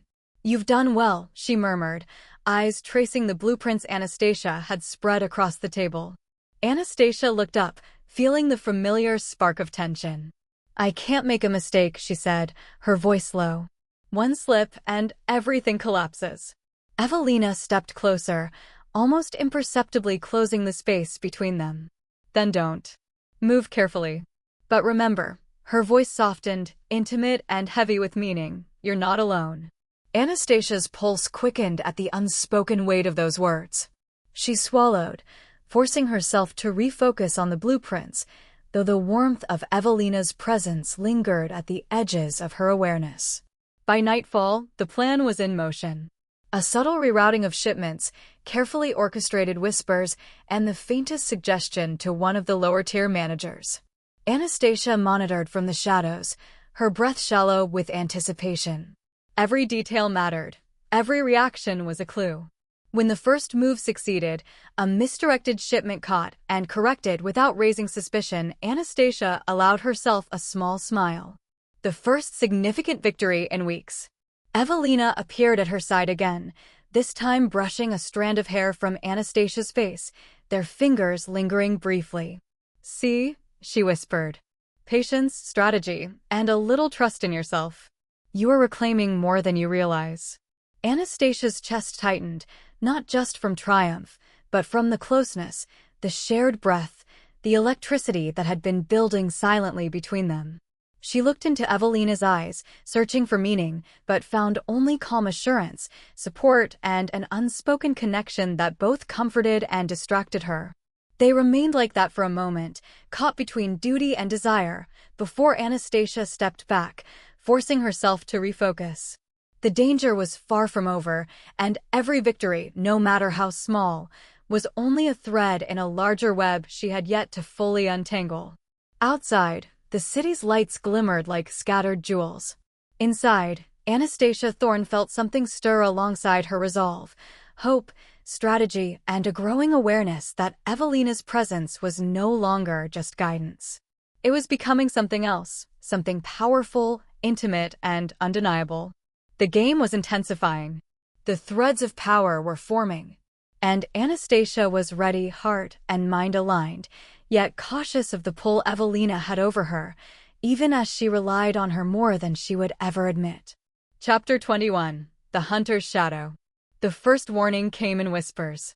A contractor she trusted arrived late, nervous, muttering about new inspectors poking into records. Nothing overt, nothing violent, just the subtle ripples of suspicion that now threaded through every corner of her uncle's empire. Anastasia's chest tightened. She had expected this eventuality. Every victory left a trace, and her uncle had eyes everywhere. Every move she had made so far was under scrutiny, and he was beginning to take notice.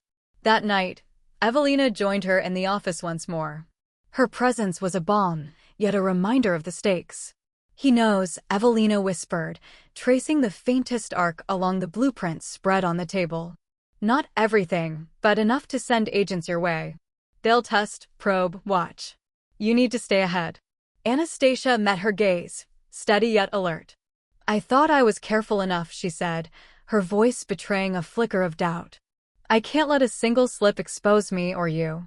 Evelina's hand brushed hers briefly as she adjusted a document, deliberate, intimate. "Then you move like water," she murmured. "Quiet, careful, flowing around every obstacle. And trust yourself, but trust me too. We're in this together, even if the world doesn't know it." The tension between them was palpable, unspoken yet undeniable, as they shared that fleeting touch. Anastasia drew a steadying breath, letting desire and strategy coexist, for now, quietly, as both were necessary. The following days brought signs of her uncle's probing. A subtle review of accounts, a new manager asking questions beyond their authority, a truck rerouted with no explanation. Each was a test, a challenge, a whisper of danger. Anastasia documented everything, weaving countermeasures into her small victories, making every action appear accidental. Late one evening, as she returned to her apartment, a shadow detached itself from the alley beside her building. She tensed, instincts razor-sharp, until the figure stepped into the light, a courier she had unknowingly been sending false invoices through. The man froze, eyes wide with fear. He had been caught in the snare she had set. Evelina appeared at the edge of the street, unseen but felt. Her presence was protective, grounding, and dangerous all at once. Anastasia's chest tightened as she glanced at her, a silent question, a subtle plea, an acknowledgement that they were tethered in this fight, strategy and heart entwined. "Good," Evelina said softly. "He won't betray you, not yet. But the eyes in the dark are closer now. You must anticipate every move, or the hunter will strike." Anastasia swallowed, heart racing. The thrill of power was tempered by the weight of danger. Her uncle was no longer a distant shadow. He was a predator circling the edges, testing the waters, waiting for the right moment to strike. And Anastasia Thorne, aware of every step, every shadow, every heartbeat between herself and Evelina, braced for the escalation to come. The hunter's shadow was closing, and she would not falter. Chapter 22. Playing the Edge. The rain tapped gently against the window, a rhythmic backdrop to the storm of calculations spinning in Anastasia's mind. Her uncle's agents had become bolder, probing further, but that boldness left gaps, small, subtle openings that only someone meticulous and patient could exploit. She had identified one agent, a man whose loyalty was transactional, his fear of consequence greater than any allegiance. A whispered suggestion here, a carefully placed document there, and he would bend, not knowing he was aiding the very woman he was sent to watch. Anastasia leaned over the spread of blueprints, tracing the paths of shipments, the flow of information, and the subtle cracks in her uncle's network. Every movement had to be perfect. One misstep could expose her not only to danger, but to the wrath of her uncle's men. Evelina appeared silently behind her chair, the faint scent of her perfume pulling at Anastasia's senses. "You're walking a razor's edge," she murmured. "Every step calculated, every misstep deadly. But I trust you." Anastasia felt her pulse quicken, both from Evelina's nearness and the weight of the game she was playing. She glanced up, meeting Evelina's eyes, steady, dark, unflinching. The tension between them had grown, unspoken yet undeniable, as dangerous and thrilling as the moves she plotted across the table. "I have to be careful," Anastasia said, her voice low. "One slip, one hint, and this could all collapse." Evelina's hand brushed hers as she adjusted a set of papers, lingering just a moment longer than necessary. "Then let's be careful together," she whispered. "Every shadow, every glance, every heartbeat, we use it. And if the world tries to close in, we'll navigate it side by side." That night, Anastasia set her plan into motion. She allowed the agent a carefully orchestrated win, a minor triumph that built his confidence, all while subtly guiding him toward information she controlled. By the time the day ended, the agent was unwittingly feeding her insight, a tool in her hand rather than a threat. After the operation, Evelina stepped closer, her eyes searching Anastasia's for any sign of falter. "You did well," she murmured, voice low, almost intimate. Her fingers brushed Anastasia's cheek in a gesture both tender and electrifying. "And yet?" Anastasia swallowed hard, heart pounding. "Yet what?" she asked, voice betraying a flicker of vulnerability she rarely allowed herself. Evelina's gaze held hers, intense, unwavering. "We are far from safe. But we are far from alone." The brush of skin, the warmth of proximity, and the shared understanding of danger sparked a new energy between them. Anastasia felt it, trust interwoven with desire, strategy entwined with something deeper, something fragile yet exhilarating. Outside, the city slept under the indifferent gaze of streetlights, unaware of the subtle war unfolding within its arteries. Inside, Anastasia Thorne, cautious, calculating, and now quietly tethered to Evelina, felt the power of momentum at her fingertips. She had turned a hunter into a tool. She had gained an ally within the enemy's ranks. And she had discovered, in Evelina's near presence, a spark that promised both danger and something profoundly personal. The game was far from over. But for the first time in months, Anastasia felt not just the thrill of strategy, but the warmth of connection, a promise, delicate and dangerous, that she would no longer face the shadows entirely alone. Chapter 23. Counterstrike. The first warning came in the form of a subtle threat. An anonymous message slipped under her apartment door. No words, just a black envelope containing a single, polished obsidian token, a sign her uncle's network had noticed the cracks. The symbol was unmistakable, danger, and a reminder that he was watching closer than ever. Anastasia's pulse quickened. Every small victory had been noted, every maneuver tracked. The agent she had turned into her ally might now be compromised, or worse, a tool to mislead her. Evelina appeared at her side as she examined the token, her presence quiet but commanding. "They are aware," she murmured, brushing a hand along Anastasia's shoulder, sending an almost electric warmth through her. He will escalate. Your every move will be tested. You must anticipate him before he acts. Anastasia exhaled slowly, letting her mind sharpen like a blade. Then we give him what he expects, and something he doesn't, she said, determination burning in her eyes. The following days became a careful dance of deception.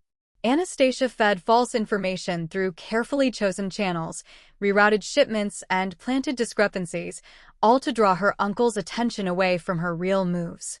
Every step was measured, every glance calculated, every whispered interaction a test of loyalty and control. Evelina remained close, a silent presence that comforted yet ignited something deeper.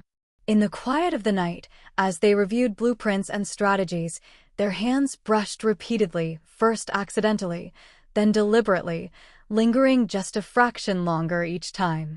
Anastasia felt the tension coil tighter, the warmth of Evelina's proximity a contrast to the cold calculation of the game they were playing.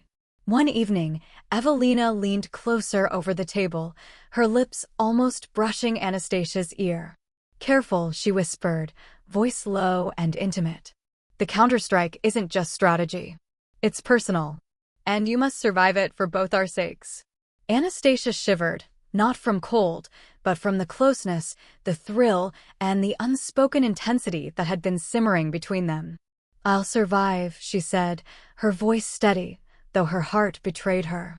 "We'll survive." The first probe came at the construction site, subtle sabotage, an attempt to undermine her work and test her reactions. Anastasia anticipated the attack, redirecting it in a way that exposed the saboteurs without endangering her plans. The move was precise, calculated, and deadly effective. Later, as she leaned back in the quiet of her apartment, Evelina's hand found hers again. Their fingers intertwined, brief but deliberate. "You're stronger than you realize," Evelina said softly, eyes holding hers. "And perhaps, stronger than you ever allowed yourself to be." Anastasia's chest tightened, not just from victory, but from the slow, undeniable pull between them. Danger pressed in from every angle, but Evelina's presence, protective, fierce, and tender, reminded her that she was not alone. Outside, the city remained oblivious to the quiet war unfolding in its streets and offices. Inside, Anastasia Thorne allowed herself a fleeting moment of triumph, coupled with a tension that was equal parts desire and trust. The counterstrike had begun, and she would meet it heart, mind, and now, perhaps, something more. Chapter 24. Quiet Flames. The late afternoon sun filtered softly through the dusty windows of the construction office. The site was quiet, machinery idle, workers long gone. Anastasia sat at a corner desk, reviewing plans, but her focus kept drifting. She could feel Evelina's presence before she even looked up, subtle and unannounced, like a shadow that promised warmth. "You've been quiet today," Evelina murmured, perching lightly on the edge of the table. Her fingers absent-mindedly brushed against a stack of blueprints, then lingered near Anastasia's hand. "Planning your next move?" Anastasia smiled faintly, eyes still on the documents. "Always. But it's hard not to think about other things," she admitted softly, a vulnerability she rarely let surface. Evelina leaned closer, careful but intimate, her shoulder brushing Anastasia's. "Other things?" she asked, voice gentle but teasing, as though daring her to speak the truth. Anastasia hesitated, heart pounding. "You," she whispered, almost without realizing it. The word hung in the air, a confession neither had fully dared to acknowledge. Evelina's lips curved in a slow, knowing smile. "I was hoping it was something like that," she said softly. Her hand finally reached out, resting over Anastasia's for a heartbeat longer than necessary. Warmth spread through Anastasia's chest, a quiet flame she hadn't known she needed. They sat like that for a long moment, hands touching, words unnecessary. The quiet was comforting, a rare peace in a life filled with danger and strategy. Anastasia's fingers twined with Evelina's, tentative at first, then more confidently, as though they were finding a rhythm, a silent conversation of trust and longing. Evelina leaned her head slightly closer, close enough that Anastasia could feel her breath, smell the faint scent of her perfume, the subtle warmth of her body. "You don't have to carry everything alone," she whispered. "I'm here. Not just for the fight, but for you." Anastasia swallowed, feeling a lump in her throat, a mixture of relief and longing. I don't know how to do this," she admitted, her voice barely audible. "Trust closeness. I've been on my own for so long." Evelina's fingers squeezed hers gently. "Then we'll do it together," she said softly, the intimacy in her voice grounding Anastasia even as it stirred a heat she wasn't ready to name. For the first time in months, Anastasia allowed herself to breathe deeply, letting the tension of survival and strategy fall away for just a moment. Here, in this quiet, the danger felt distant, and the warmth between them felt like the truest victory she had ever known. Outside, the world continued its indifferent rhythm, unaware of the war unfolding in shadows and whispered plans. Inside, two hearts cautiously tested the boundaries of desire and trust, discovering strength not just in strategy, but in each other. And in that quiet flame, Anastasia Thorne found something she hadn't realized she was missing, not just protection or guidance, but connection, warmth, and the hint of a love that could survive even the darkest of nights. Chapter 25. Under the Same Shadow. The office was empty, bathed in the soft amber glow of the setting sun. Anastasia sat cross-legged on a low sofa, sketching layouts in her notebook, but her mind was only half on the work. Across from her, Evelina leaned against the window frame, arms folded loosely, her eyes tracking Anastasia with a focus that felt both protective and intimate. For a long moment, neither spoke. Words seemed unnecessary, the quiet carried its own weight. Every glance, every subtle shift of posture, was a conversation of its own, one that spoke of trust, desire, and the unspoken acknowledgement that they were tethered together in this fragile bubble amidst chaos. Anastasia looked up, catching Evelina's gaze. The warmth in her eyes was both grounding and disarming.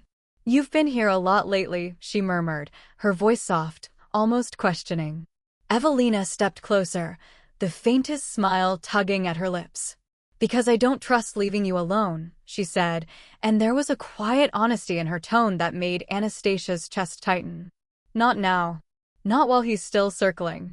Anastasia's fingers brushed Evelina's as she reached for a pen, and they lingered longer than necessary. "I know," she whispered, her own voice betraying a vulnerability she rarely allowed herself. "But sometimes, I just want to forget the danger. Even for a few minutes." Evelina moved closer, lowering herself beside Anastasia. The proximity sent a shiver through her, not from fear, but from the heat of awareness, the quiet tension between desire and caution. "Then we can forget," Evelina murmured, her hand brushing lightly over Anastasia's. "Just for a moment." Anastasia let herself lean slightly, a quiet surrender, though not fully, always cautious, always aware of the shadows that threatened. But in that shared space, vulnerability didn't feel like weakness. It felt like trust. The moment stretched, quiet and intimate, before Evelina's voice broke softly. "You're strong," she said, almost reverently. "Stronger than anyone I've ever met. But even the strongest need someone to hold them up when the world is pressing down." Anastasia swallowed, her chest tightening. "And you?" she asked, a tremor in her voice. "Who holds you up?"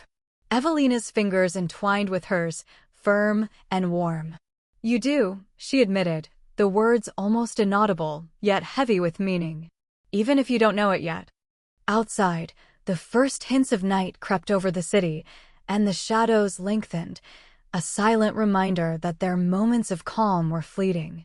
Every heartbeat, every brush of skin, every lingering look carried the weight of what could be lost if the danger reached them. Yet in that quiet intimacy, Anastasia realized something profound. Even under the same shadow, even threatened by an uncle who would stop at nothing, there was strength to be found not just in survival or strategy, but in the connection between two people who trusted each other enough to be vulnerable. And for the first time in months, Anastasia allowed herself to hope, not just for reclaiming her kingdom, but for something far more personal, far more fragile, far more alive. Chapter 26. Between Heartbeats.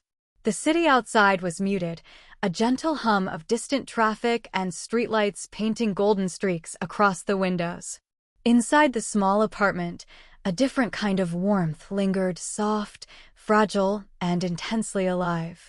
Anastasia sat on the edge of the sofa, Evelina kneeling beside her, their hands entwined in quiet surrender.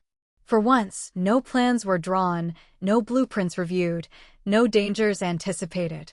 The world had shrunk to the space between them, to the rhythm of their breathing, to the subtle brush of fingers and the almost imperceptible heartbeat echoing through shared silence. "I never thought I'd—" Anastasia's voice trembled slightly, hesitant. She searched Evelina's eyes for reassurance. "I never thought I'd allow myself to feel safe again." Evelina's thumb brushed over the back of her hand, deliberate, grounding. "You are safe," she whispered, her voice both promise and comfort. "Not just from him, from the world, from everything that made you hide for so long." Anastasia's lips parted, caught between confession and fear. The warmth of Evelina's gaze, the softness in her voice, the way her fingers pressed lightly against hers, it all felt like a lifeline. Slowly, she leaned just slightly, not quite bridging the distance, but enough to acknowledge the pull, the unspoken longing. Evelina mirrored her movement, careful, respectful, patient. "You don't have to rush," she murmured. "We have time. We'll take it slowly. Every step together." Anastasia exhaled, letting the tension ease from her shoulders. For so long, her life had been battles and betrayals, cold stone and harsh winds. But here, in this fragile cocoon, she could breathe, could lean, could trust. The thought alone made her chest ache with relief and desire. Hours passed unnoticed. They shared stories in whispers, laughter in small bursts, and long silences filled with unspoken understanding. Evelina's hand remained a constant presence, warm and steady, a tether Anastasia had never known she needed. At one point, Evelina shifted slightly, brushing a strand of hair behind Anastasia's ear. "You've been carrying so much," she said softly, voice low, intimate. "Let me carry a little of it with you. Let me be your anchor, if only for a moment." Anastasia's heart raced. She leaned into the touch, eyes closing briefly, savoring the sensation. I think I'd like that," she admitted, voice barely above a whisper. Vulnerability, once a weapon, now became a bridge between them, fragile and exhilarating. The night deepened, and the city's hum outside became a distant lullaby. Shadows crept along the walls, reminders that danger was never far. Yet in that space between heartbeats, Anastasia allowed herself to hope, to feel, and to simply exist beside someone who understood the weight of her world, someone who would not abandon her in the dark. Evelina's hand squeezed hers lightly. "We'll face it all," she said. "The danger, the battles, the past, together." Anastasia nodded, a small, fragile smile touching her lips. "Together," she echoed. And for the first time in months, amidst all the scheming, shadows, and uncertainty, Anastasia Thorne felt not just strength, but warmth, a quiet flame she hadn't known she could allow herself to hold. Chapter 27. Shadows at the Door. The early morning light slipped through the blinds, painting stripes across the apartment floor. Anastasia sipped her coffee, fingers still entwined with Evelina's, savoring the calm before the inevitable storm. For a fleeting moment, she allowed herself to believe that maybe, just maybe, they could exist in this fragile bubble, away from the relentless eyes of her uncle's network. But the faint hum of her phone broke the spell. A message. No words, just an image, a photograph of the construction office, taken from the shadows, with a single line scrawled beneath, "We're watching." Anastasia's chest tightened. She didn't need to read it twice. Danger had found them, creeping silently into their sanctuary.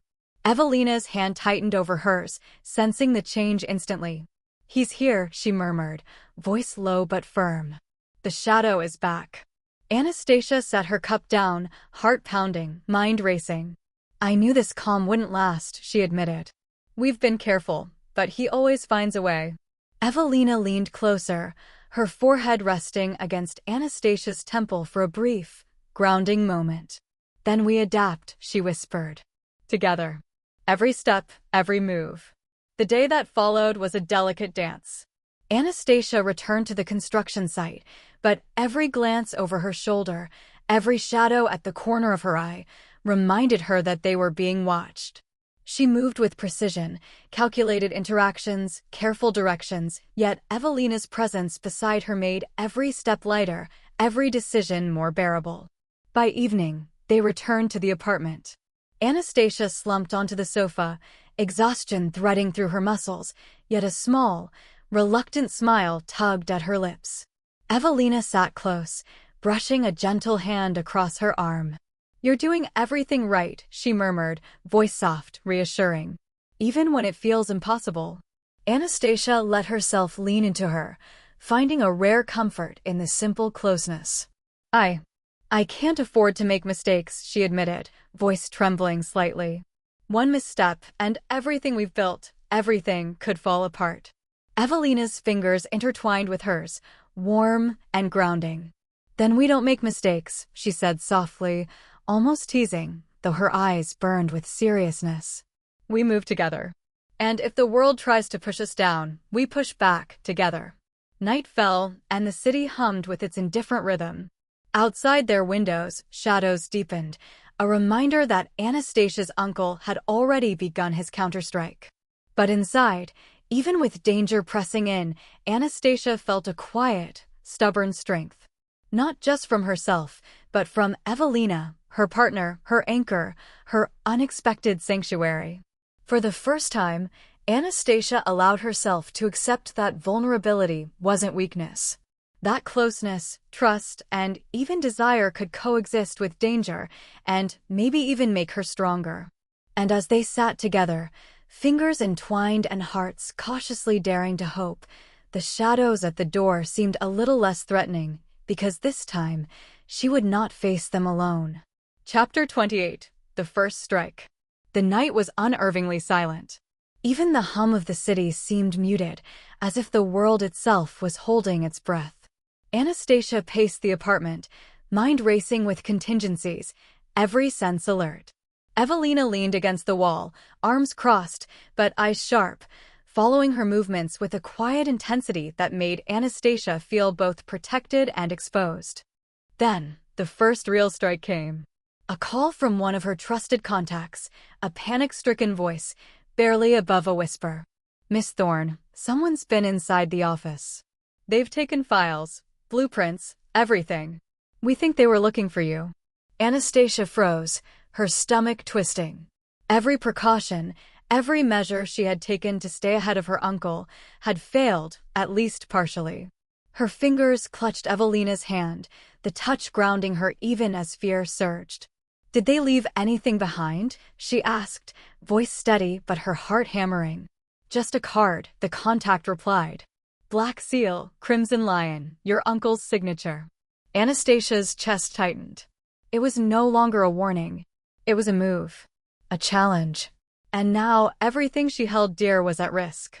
Evelina stepped closer, wrapping her arms around Anastasia from behind, a shield of warmth and reassurance. "We knew this would come," she murmured, voice low against Anastasia's ear. "And we'll meet it. Together." Anastasia leaned into her, drawing strength from the contact, from the closeness. "We have to act fast," she said, determination replacing panic. "If he thinks he can intimidate me, he's wrong." But, her voice faltered slightly, the unspoken truth hanging in the air, "We can't do it alone." Evelina's hands pressed firmly against her shoulders, grounding and protective. "You're not alone," she said softly. "Not ever. I've got your back, every step, every move." The next morning, they moved as one. Evelina handled security and logistics, her presence a quiet anchor, while Anastasia coordinated with her team to identify what had been taken, who had been compromised, and where the vulnerabilities lay. Every decision was made with precision, yet the tension never eased. Her uncle's shadow loomed larger, and the consequences of missteps had never felt more immediate. By evening, They had traced the breach to a low-level insider, one who had been planted under her uncle's orders. Anastasia's pulse quickened. It was one thing to anticipate moves on paper, another to face betrayal in the flesh.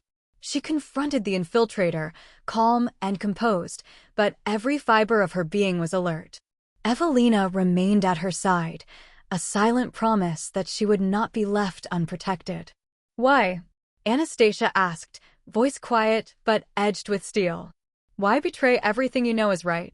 The insider sneered, but fear flickered in their eyes as they realized they were cornered. "I'm just following orders," they muttered, but the conviction rang hollow. Anastasia's eyes narrowed. "Orders don't absolve you of consequences," she said sharply, and with Evelina's subtle guidance, she ensured the infiltrator would be dealt with, leaving a clear message. She was no longer vulnerable. Later, in the quiet of the apartment, Evelina brushed a strand of hair from Anastasia's face, their eyes meeting in the dim light. "You handled that beautifully," she murmured. "Strong, precise, unstoppable." Anastasia allowed herself a small, exhausted smile, letting Evelina's hand linger. "We handled it," she corrected softly, her voice warmer, softer. "Together." The danger was far from over. Her uncle's moves would continue, escalating with each failure. But now Anastasia knew one truth with absolute certainty. No matter how high the stakes rose, no matter how deep the shadows pressed, she would not face them alone. And perhaps, just perhaps, there was a quiet, unspoken victory in knowing that some battles were easier and some moments infinitely sweeter when shared. Chapter 29: Flames on the Horizon. The city lights glittered through the rain-streaked windows as Anastasia and Evelina worked side by side, tracing back the trail of compromised files and the infiltrators' movements. The warmth between them was subtle, a quiet tether against the chill of looming threats. Yet beneath it, tension hummed, electric and insistent. A sudden knock on the door startled them both. Anastasia's hand went to the small utility knife she kept tucked in her jacket, Evelina moving instinctively to block her. "Leo," came a familiar, gruff voice. Relief and caution collided in her chest as the door opened. Standing there, dripping from the rain, was the man who had saved her once, her anchor in a storm of violence and betrayal. "You need to step away from the windows," he said without preamble, eyes scanning the apartment as though expecting enemies in every shadow. She had taken him into her trust and told him everything. Now here he was, once again her protector like that night in the alley. Anastasia frowned, standing, heart hammering. "What is it? Did something happen?" Leo's jaw tightened. "Your uncle's making a move. He's escalating. Not just shadows or threats anymore. Direct contact. I don't know what they've done exactly, but they're coming closer. And you're in the line of fire." Evelina's hand found Anastasia's, a grounding touch. "We'll handle it," she said firmly, though her eyes betrayed the same worry Leo felt. Leo shook his head, a rare flicker of vulnerability crossing his normally stoic features. "I've seen what he's capable of. You're not ready to face him alone. Not yet. And you," his gaze softened, lingering on Anastasia, "I don't want you putting yourself in his path without backup." Anastasia's chest tightened, a mixture of pride and fear. "I can't run from him forever," she said, voice steady but edged with uncertainty. "Eventually, I have to face him. And when you do," Leo said, taking a step closer, "you won't do it alone. I'll be watching your back. And if he touches a hair on your head," his voice dropped low and threatening, "he'll regret it." Evelina's fingers squeezed Anastasia's. "We have each other," she said softly. "And Leo's right. We're not alone. Not now, not ever." Anastasia took a deep breath, letting the warmth from Evelina and the protection from Leo anchor her. The fear of her uncle's next move was real, but it was no longer paralyzing. She could feel it, the first stirrings of resolve, courage tempered by the knowledge that she had allies she could trust. Later, at the construction site, she found herself observing the workers with renewed focus. Her eyes caught every movement, every angle, every potential threat, instincts honed from years of surviving betrayal. When she noticed a shadow lingering near the perimeter, she didn't panic. She alerted Leo immediately, and together they intercepted the intruder, a silent exchange of glances confirming what Anastasia was beginning to accept. She was no longer entirely vulnerable. By the evening, back at the apartment, the rain had stopped, leaving a slick shimmer across the streets. Evelina rested her head against Anastasia's shoulder, quiet and steady.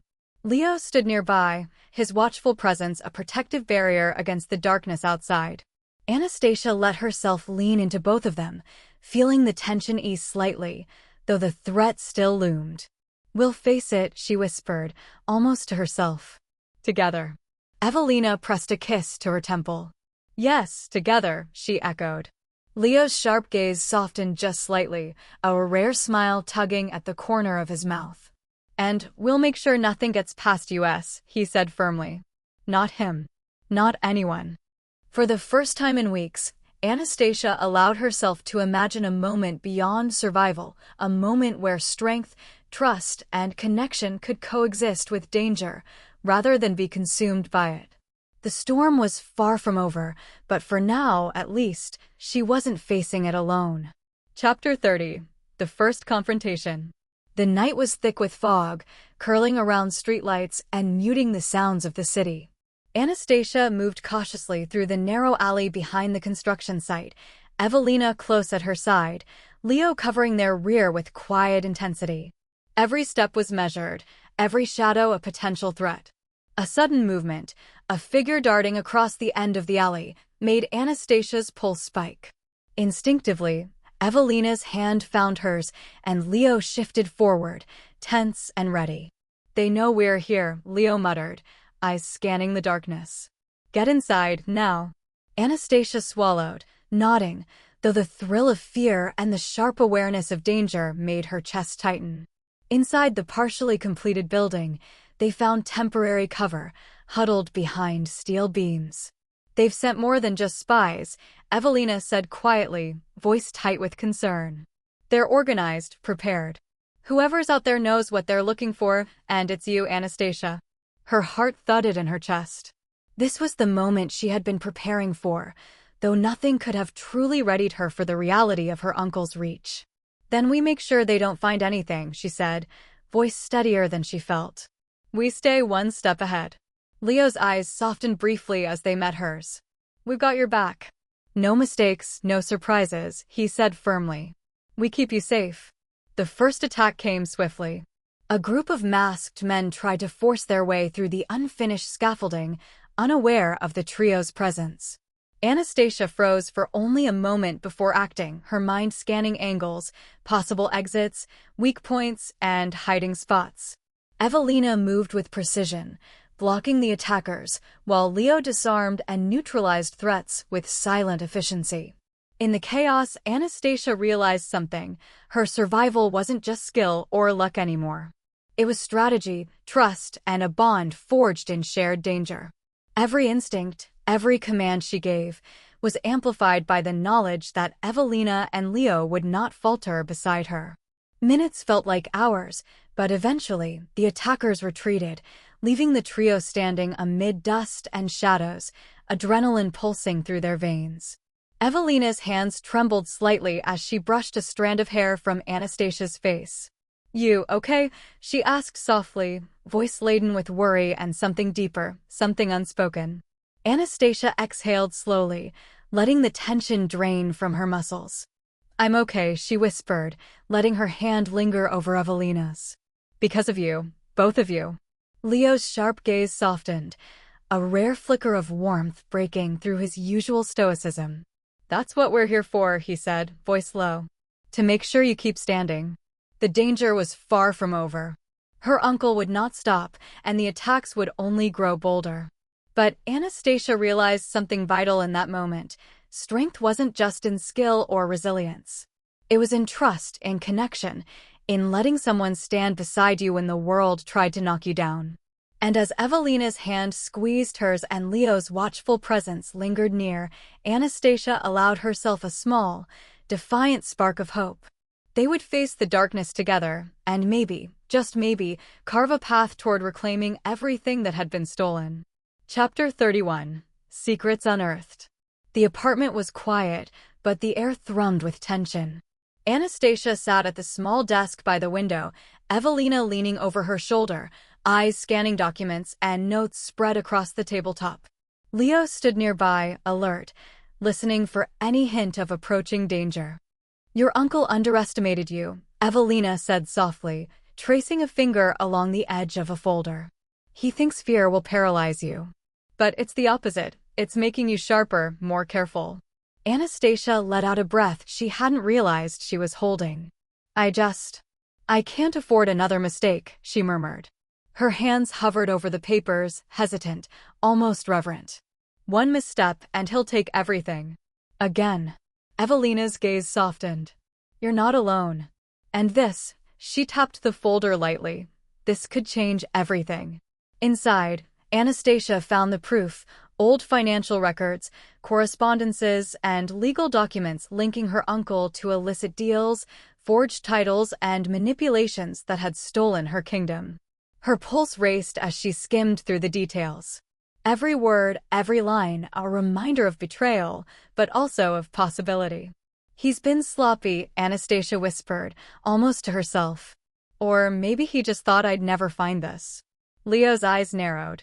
"Careful with that. If he knows you've seen it, it changes everything. He won't hesitate to strike." "I know," she said, voice tight with focus. "But this is the leverage we need. We can't confront him blindly anymore. We need precision, and we need allies." Evelina's hand slid over hers, grounding her. "And you've got me," she said softly, voice low and intimate. "We'll plan it, step by step. And when the time comes, we strike together." Anastasia's lips parted, caught between relief and disbelief. The warmth of Evelina's touch, the steady presence of Leo, the clarity of the proof in her hands, it was overwhelming, yet empowering. For the first time in months, she allowed herself to imagine a path forward, a chance to reclaim what had been taken. Her gaze met Evelina's, and for a moment, the danger outside the apartment faded. The threat of her uncle's wrath was still real, still looming, but here, in this small bubble of trust and strategy, she felt something she hadn't felt in years: hope. I don't know if I can do this alone," Anastasia admitted quietly. "But with you, with both of you, maybe I can." Evelina leaned in, pressing a soft kiss to her temple. "You're not alone," she whispered. "And neither am I. Whatever comes, we face it together. Every risk, every fear, every heartbeat." Leo's sharp gaze softened as he watched them, a rare smile tugging at the corner of his mouth. "Then let's make sure he never forgets who he's dealing with," he said firmly, voice edged with promise. The night stretched long, filled with whispered plans, strategies, and quiet confessions. Outside, the city slept, unaware that one woman's courage, paired with loyalty and trust, was beginning to turn the tide. And inside, Anastasia felt the first real flicker of certainty. The storm might rage, the shadows might press, but she was no longer alone. She had allies, love, and a path forward, and for the first time, she believed she might survive it all. Chapter 32: The Counterstrike. The city slept beneath a thin veil of mist, but inside the apartment, strategy consumed every corner. Anastasia sat at the desk, Evelina close by, both poring over the evidence that could unravel her uncle's empire. Leo paced silently, alert to every sound, ready to act at a moment's notice. "This is it," Anastasia said, voice low yet firm. "We can't just sit and wait for him to make his next move. We hit first, carefully, strategically. We expose him, but in a way that keeps us safe."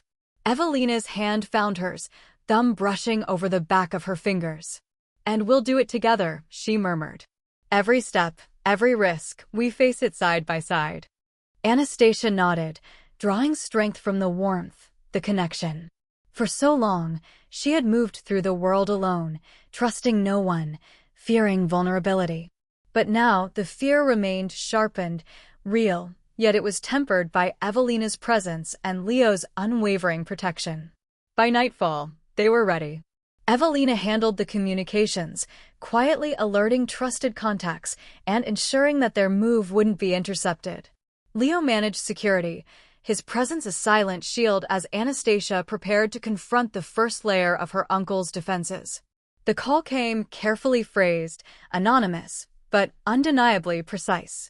Evidence of fraud, forged documents, and illicit deals would be forwarded to select authorities, strategically placed to guarantee exposure. Anastasia's pulse raced, but she remained composed, every decision deliberate. "You're sure about this?" Leo asked, voice low, standing just behind her. "Once it's out, he'll know you're behind it." "I know," she said, fingers hovering over the send button. "And that's why we've planned every angle. We'll be ready for him. And if he strikes," her gaze met Evelina's, steady and determined, "we face it together." The evidence was sent.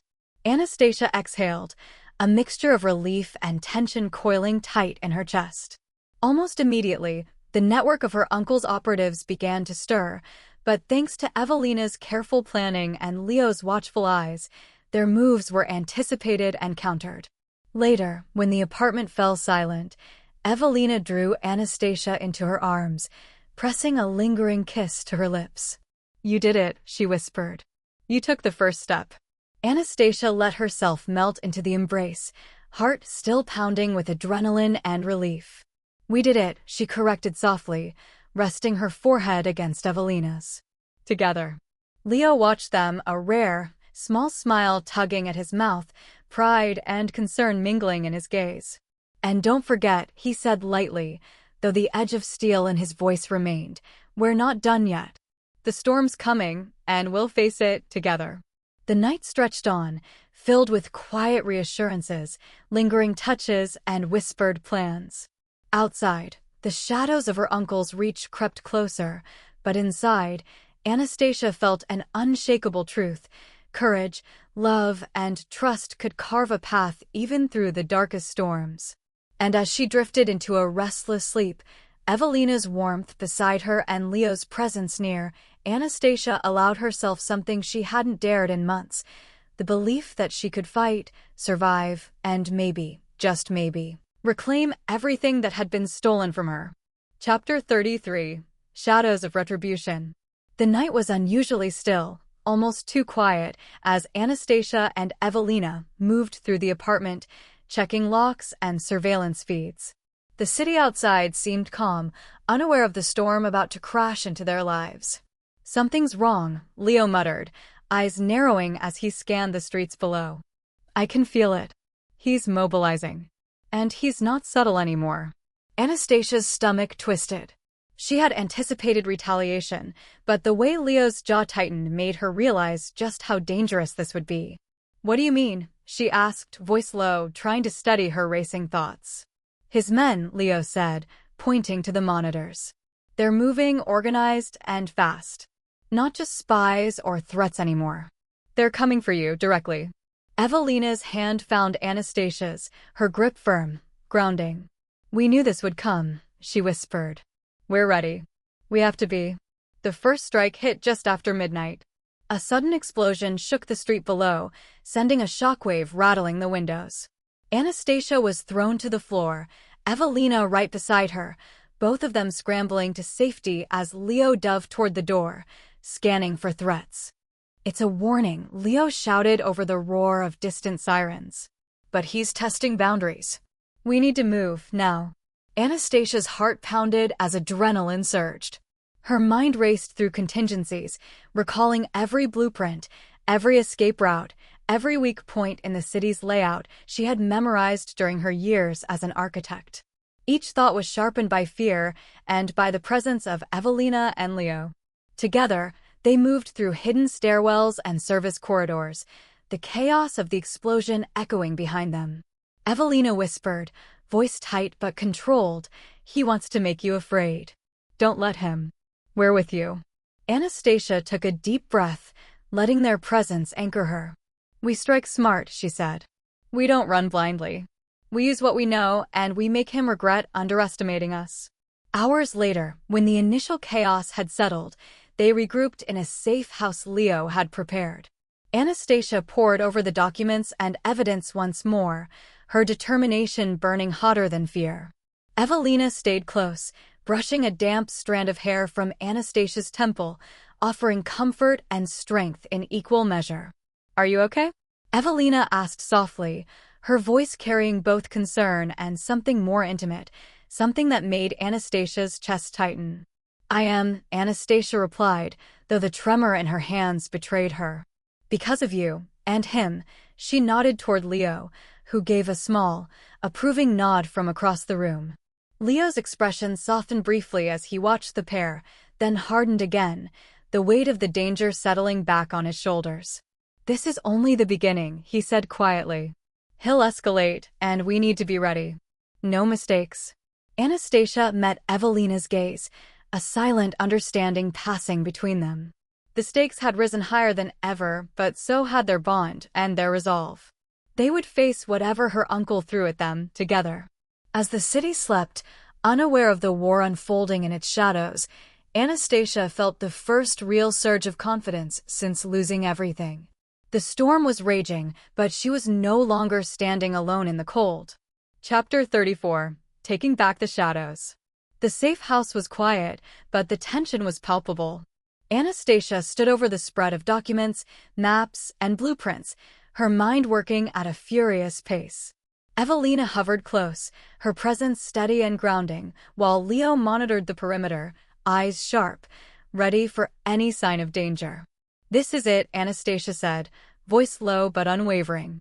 "We expose him publicly, carefully, strategically. We use the proof, his own misdeeds against him, and we make sure the authorities see it. But it has to be precise. One slip and everything collapses."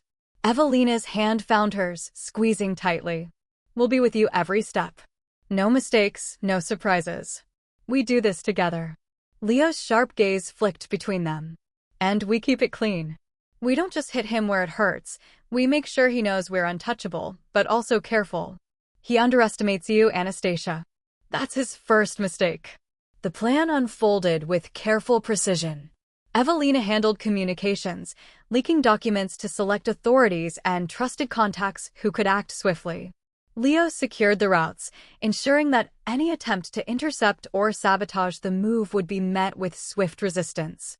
And Anastasia, she orchestrated the timing, the flow, the narrative, her mind sharper than it had been in years. Hours later, the first tremors hit. Media outlets reported irregularities in her uncle's holdings, financial fraud, and forged documents, all tied back to him through undeniable evidence. The city stirred with rumors, whispers of a scandal that could shake the foundations of the kingdom. Anastasia's pulse raced as she watched it unfold. Evelina pressed close, brushing a damp strand of hair from her temple, fingers lingering against her cheek. "You did it," she whispered, voice soft and intimate. "No," Anastasia corrected, leaning into the touch. "We did it. Together." Leo's eyes flicked over the monitors, watching the first public backlash ripple through the networks tied to her uncle. "He's going to retaliate," he said, voice low but urgent. "But for now, you've gained the upper hand." The evening stretched long, filled with quiet celebrations, planning, and subtle, lingering touches. Anastasia felt something she hadn't dared to in months, the spark of hope, courage fused with connection, and a love she could no longer deny. Evelina's lips brushed her own in a fleeting kiss, charged with unspoken promises. "No matter what comes," she murmured, "we face it together. Every risk, every battle, every heartbeat." Anastasia exhaled slowly, letting the warmth of Evelina and the protective presence of Leo anchor her. For the first time in what felt like a lifetime, she believed, truly believed, that she could reclaim her life, her legacy, and perhaps even a future where love and strength could coexist. Outside, the shadows of her uncle's reach lurked, but within, Anastasia felt untouchable. They had struck first, and now the game had changed. Together, they were no longer prey. They were hunters, strategists, and something more, a force that could not be broken. Chapter 35. Reclaiming the Crown. The winter air was biting, sharp with a warning, as Anastasia stood on the balcony of her newly secured office, overlooking the city she had once fled. Behind her, Evelina's hand found hers, fingers interlaced, grounding and steady. Leo lingered just a step away, vigilant as ever, his eyes scanning the horizon for threats. "They won't stop," Leo muttered, his voice low, carrying the weight of countless threats. "He'll try everything. He's desperate." Anastasia's gaze hardened, determination flaring like fire beneath her skin. "Let him come," she said softly, almost to herself. "This time I'm ready. I have everything I need, the proof, the allies, and the people who believe in me." Evelina squeezed her hand, leaning close. "And me," she whispered. "I'm not letting go. Not now, not ever." The first wave of her uncle's final strike came swiftly, a combination of media smears, loyalists attempting to block her claims, and an anonymous threat to Evelina. But Anastasia anticipated every move. With Leo's tactical coordination and Evelina's network of allies, she turned each attack back against him, leaving her uncle exposed and cornered. Hours later, in the grand hall of the royal palace she had been denied for years, Anastasia stood before the council. Evelina remained by her side, a silent pillar of support, while Leo stayed near the doors, ever watchful. "This kingdom belongs to its rightful heir," Anastasia declared, her voice echoing through the vaulted chambers. "Not to those who cheat, steal, or manipulate. The truth is clear, and the people have seen it. My uncle's claim is illegitimate." Gasps echoed through the hall. The council shuffled, confronted with the evidence Anastasia had meticulously gathered and the unassailable logic of her argument. Slowly, the head counselor stepped forward, voice reverent. "The kingdom acknowledges Anastasia Aldona Bullen as its rightful heir." A wave of relief and triumph washed over her, but it was Evelina's gentle touch and Leo's steady presence that anchored her most of all. Tears pricked her eyes, not of sorrow, but of victory, of survival, and of love that had endured every storm. Evelina leaned in, pressing her lips softly against Anastasia's temple. "You did it," she whispered. "You reclaimed everything, and you didn't do it alone." Anastasia turned, cupping Evelina's face, their lips meeting in a kiss that was tender, fierce, and full of all the unspoken promises they had shared through months of danger and trust. "I never want to be alone again," she murmured against Evelina's lips. Leo's sharp gaze softened, a rare smile tugging at his mouth. "And you won't be," he said. "Not while I'm around." The kingdom was hers again, but more importantly, Anastasia had reclaimed herself, her power, her voice, and her future. She had allies, love, and a protector who would never falter. As snow began to fall softly outside the palace windows, Anastasia, Evelina, and Leo stood together, a quiet trio against the world. The battles behind them had forged something unbreakable. And for the first time in years, Anastasia Thorne, no longer just a survivor, but a queen in every sense, allowed herself to breathe, to love, and to truly live, and stood at Anastasia Aldona Bullen of House Bullen. Chapter 36. A Throne of Trust and Love. The morning sun spilled golden light across the halls of Krolister Bialego Wa, illuminating the banners of the White Lion as they fluttered in the gentle breeze. Anastasia stood tall in the council chamber, the weight of her crown balanced not by fear or obligation, but by clarity and purpose. Leo stood at her side, a quiet, steadfast presence. Today, she would cement his role officially, a recognition of the unwavering loyalty and sharp mind that had protected her through the darkest storms. "Leo," Anastasia began, her voice calm, measured, yet filled with the quiet authority of a queen who had earned her place. "From this day forward, you will serve as my strategic advisor. Every challenge we face, every threat to this kingdom, I need your counsel and your vigilance. I trust no one more to stand with me in both battle and strategy."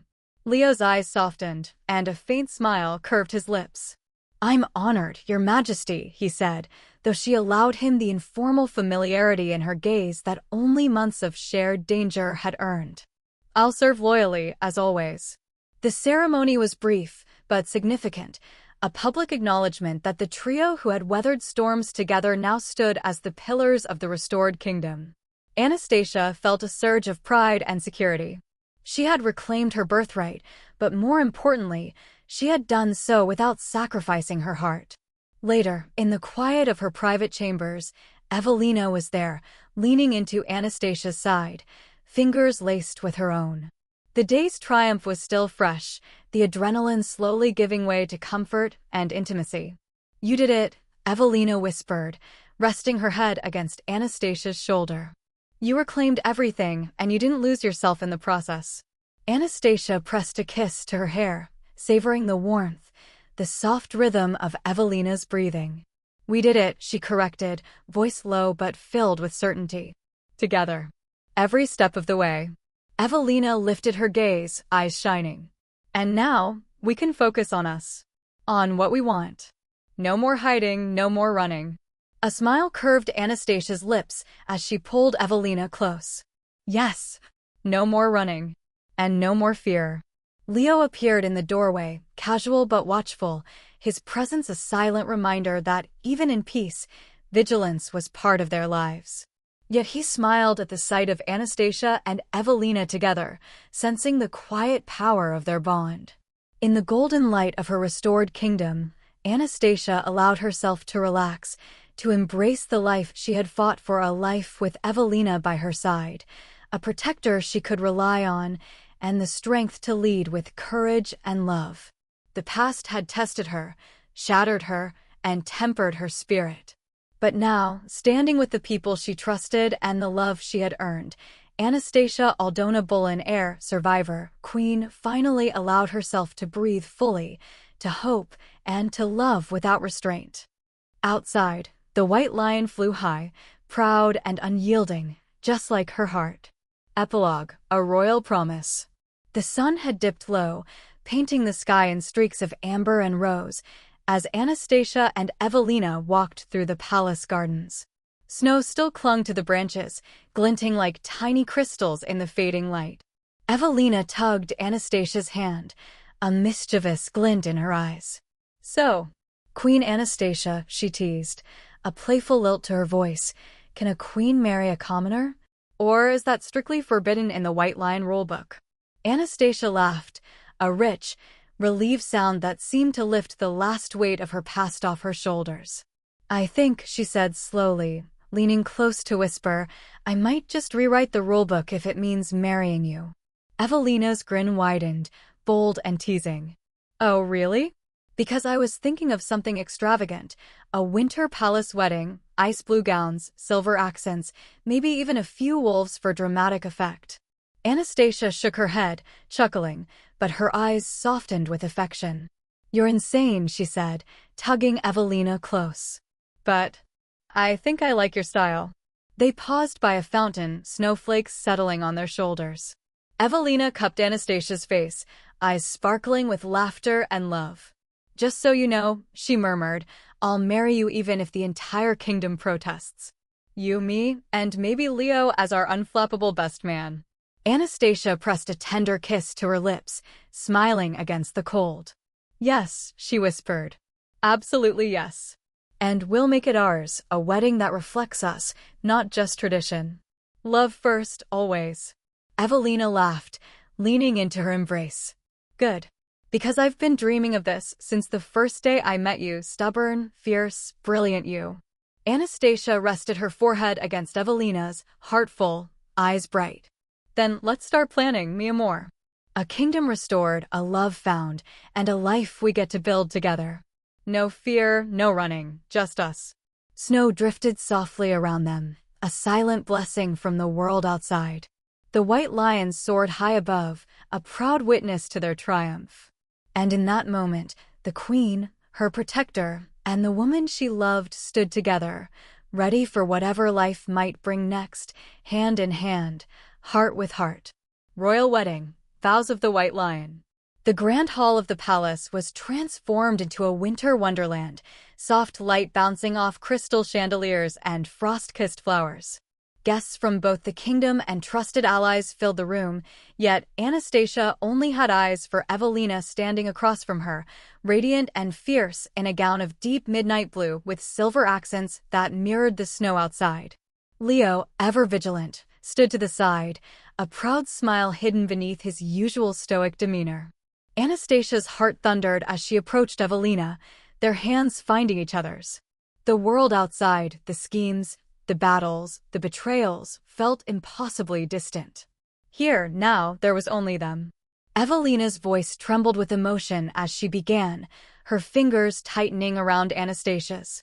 Anastasia Aldona Bullen of House Bullen, my storm and my solace, I vow to stand by you when the winds howl and the night is endless. I promise to honor your strength and cradle your heart, to be both your anchor and your wings.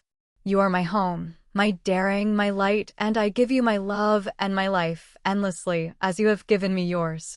Tears shimmered in Anastasia's eyes as she spoke, voice steady but raw with feeling. Evelina Nowak, my love, my courage, my heartbeat, I vow to cherish the fire you've ignited in me. I promise to protect our love, to nurture it through every shadow and storm. I have known loss and betrayal, but in your arms, I have found truth, trust, and freedom.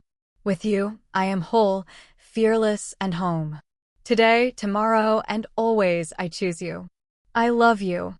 They sealed their vows with a kiss that held a lifetime of battles, survival, and love, a kiss that was soft, fiery, and eternal. The guests rose in quiet applause, the sound echoing through the hall like a blessing. After the ceremony, as snow fell softly outside, Anastasia and Evelina walked hand in hand along the palace balcony, hearts still intertwined. Leo followed close behind, a watchful guardian, yet smiling at the serene happiness now etched into his queen's eyes. Evelina laughed softly, resting her head against Anastasia's shoulder. We should have our first dance in the snow, she teased, warmth in her eyes. Anastasia chuckled, kissing the top of her head. Yes, and every day after, we'll dance through life together, fearless, unstoppable, and in love. Under the gaze of the white lion banners, the kingdom's true heir had reclaimed not only her crown but her heart, and beside her, she carried love, loyalty, and hope into the future. The years that followed were filled with quiet triumphs and tender moments. Anastasia ruled her kingdom with wisdom and courage, Evelina always by her side as both confidant and equal partner, and Leo remained a steadfast protector, loyal and watchful. They built a life rich in love, laughter, and purpose, afternoons spent walking through palace gardens, evenings lost in whispered dreams by the fire, and every challenge faced together with unshakable trust. In the glow of snow-dusted sunsets and the soft hum of loyal hearts around them, Anastasia finally knew peace, a life reclaimed, a love unwavering, and a future they would forge together, fearless, free, and fiercely devoted. Thank you so much for listening. Please subscribe and like this video and follow me for more stories. You are always welcome here, and leave me a comment or a thumbs up, just letting me know if you like the story and would like more, or is there perhaps an idea that you would like to share or let me write for you.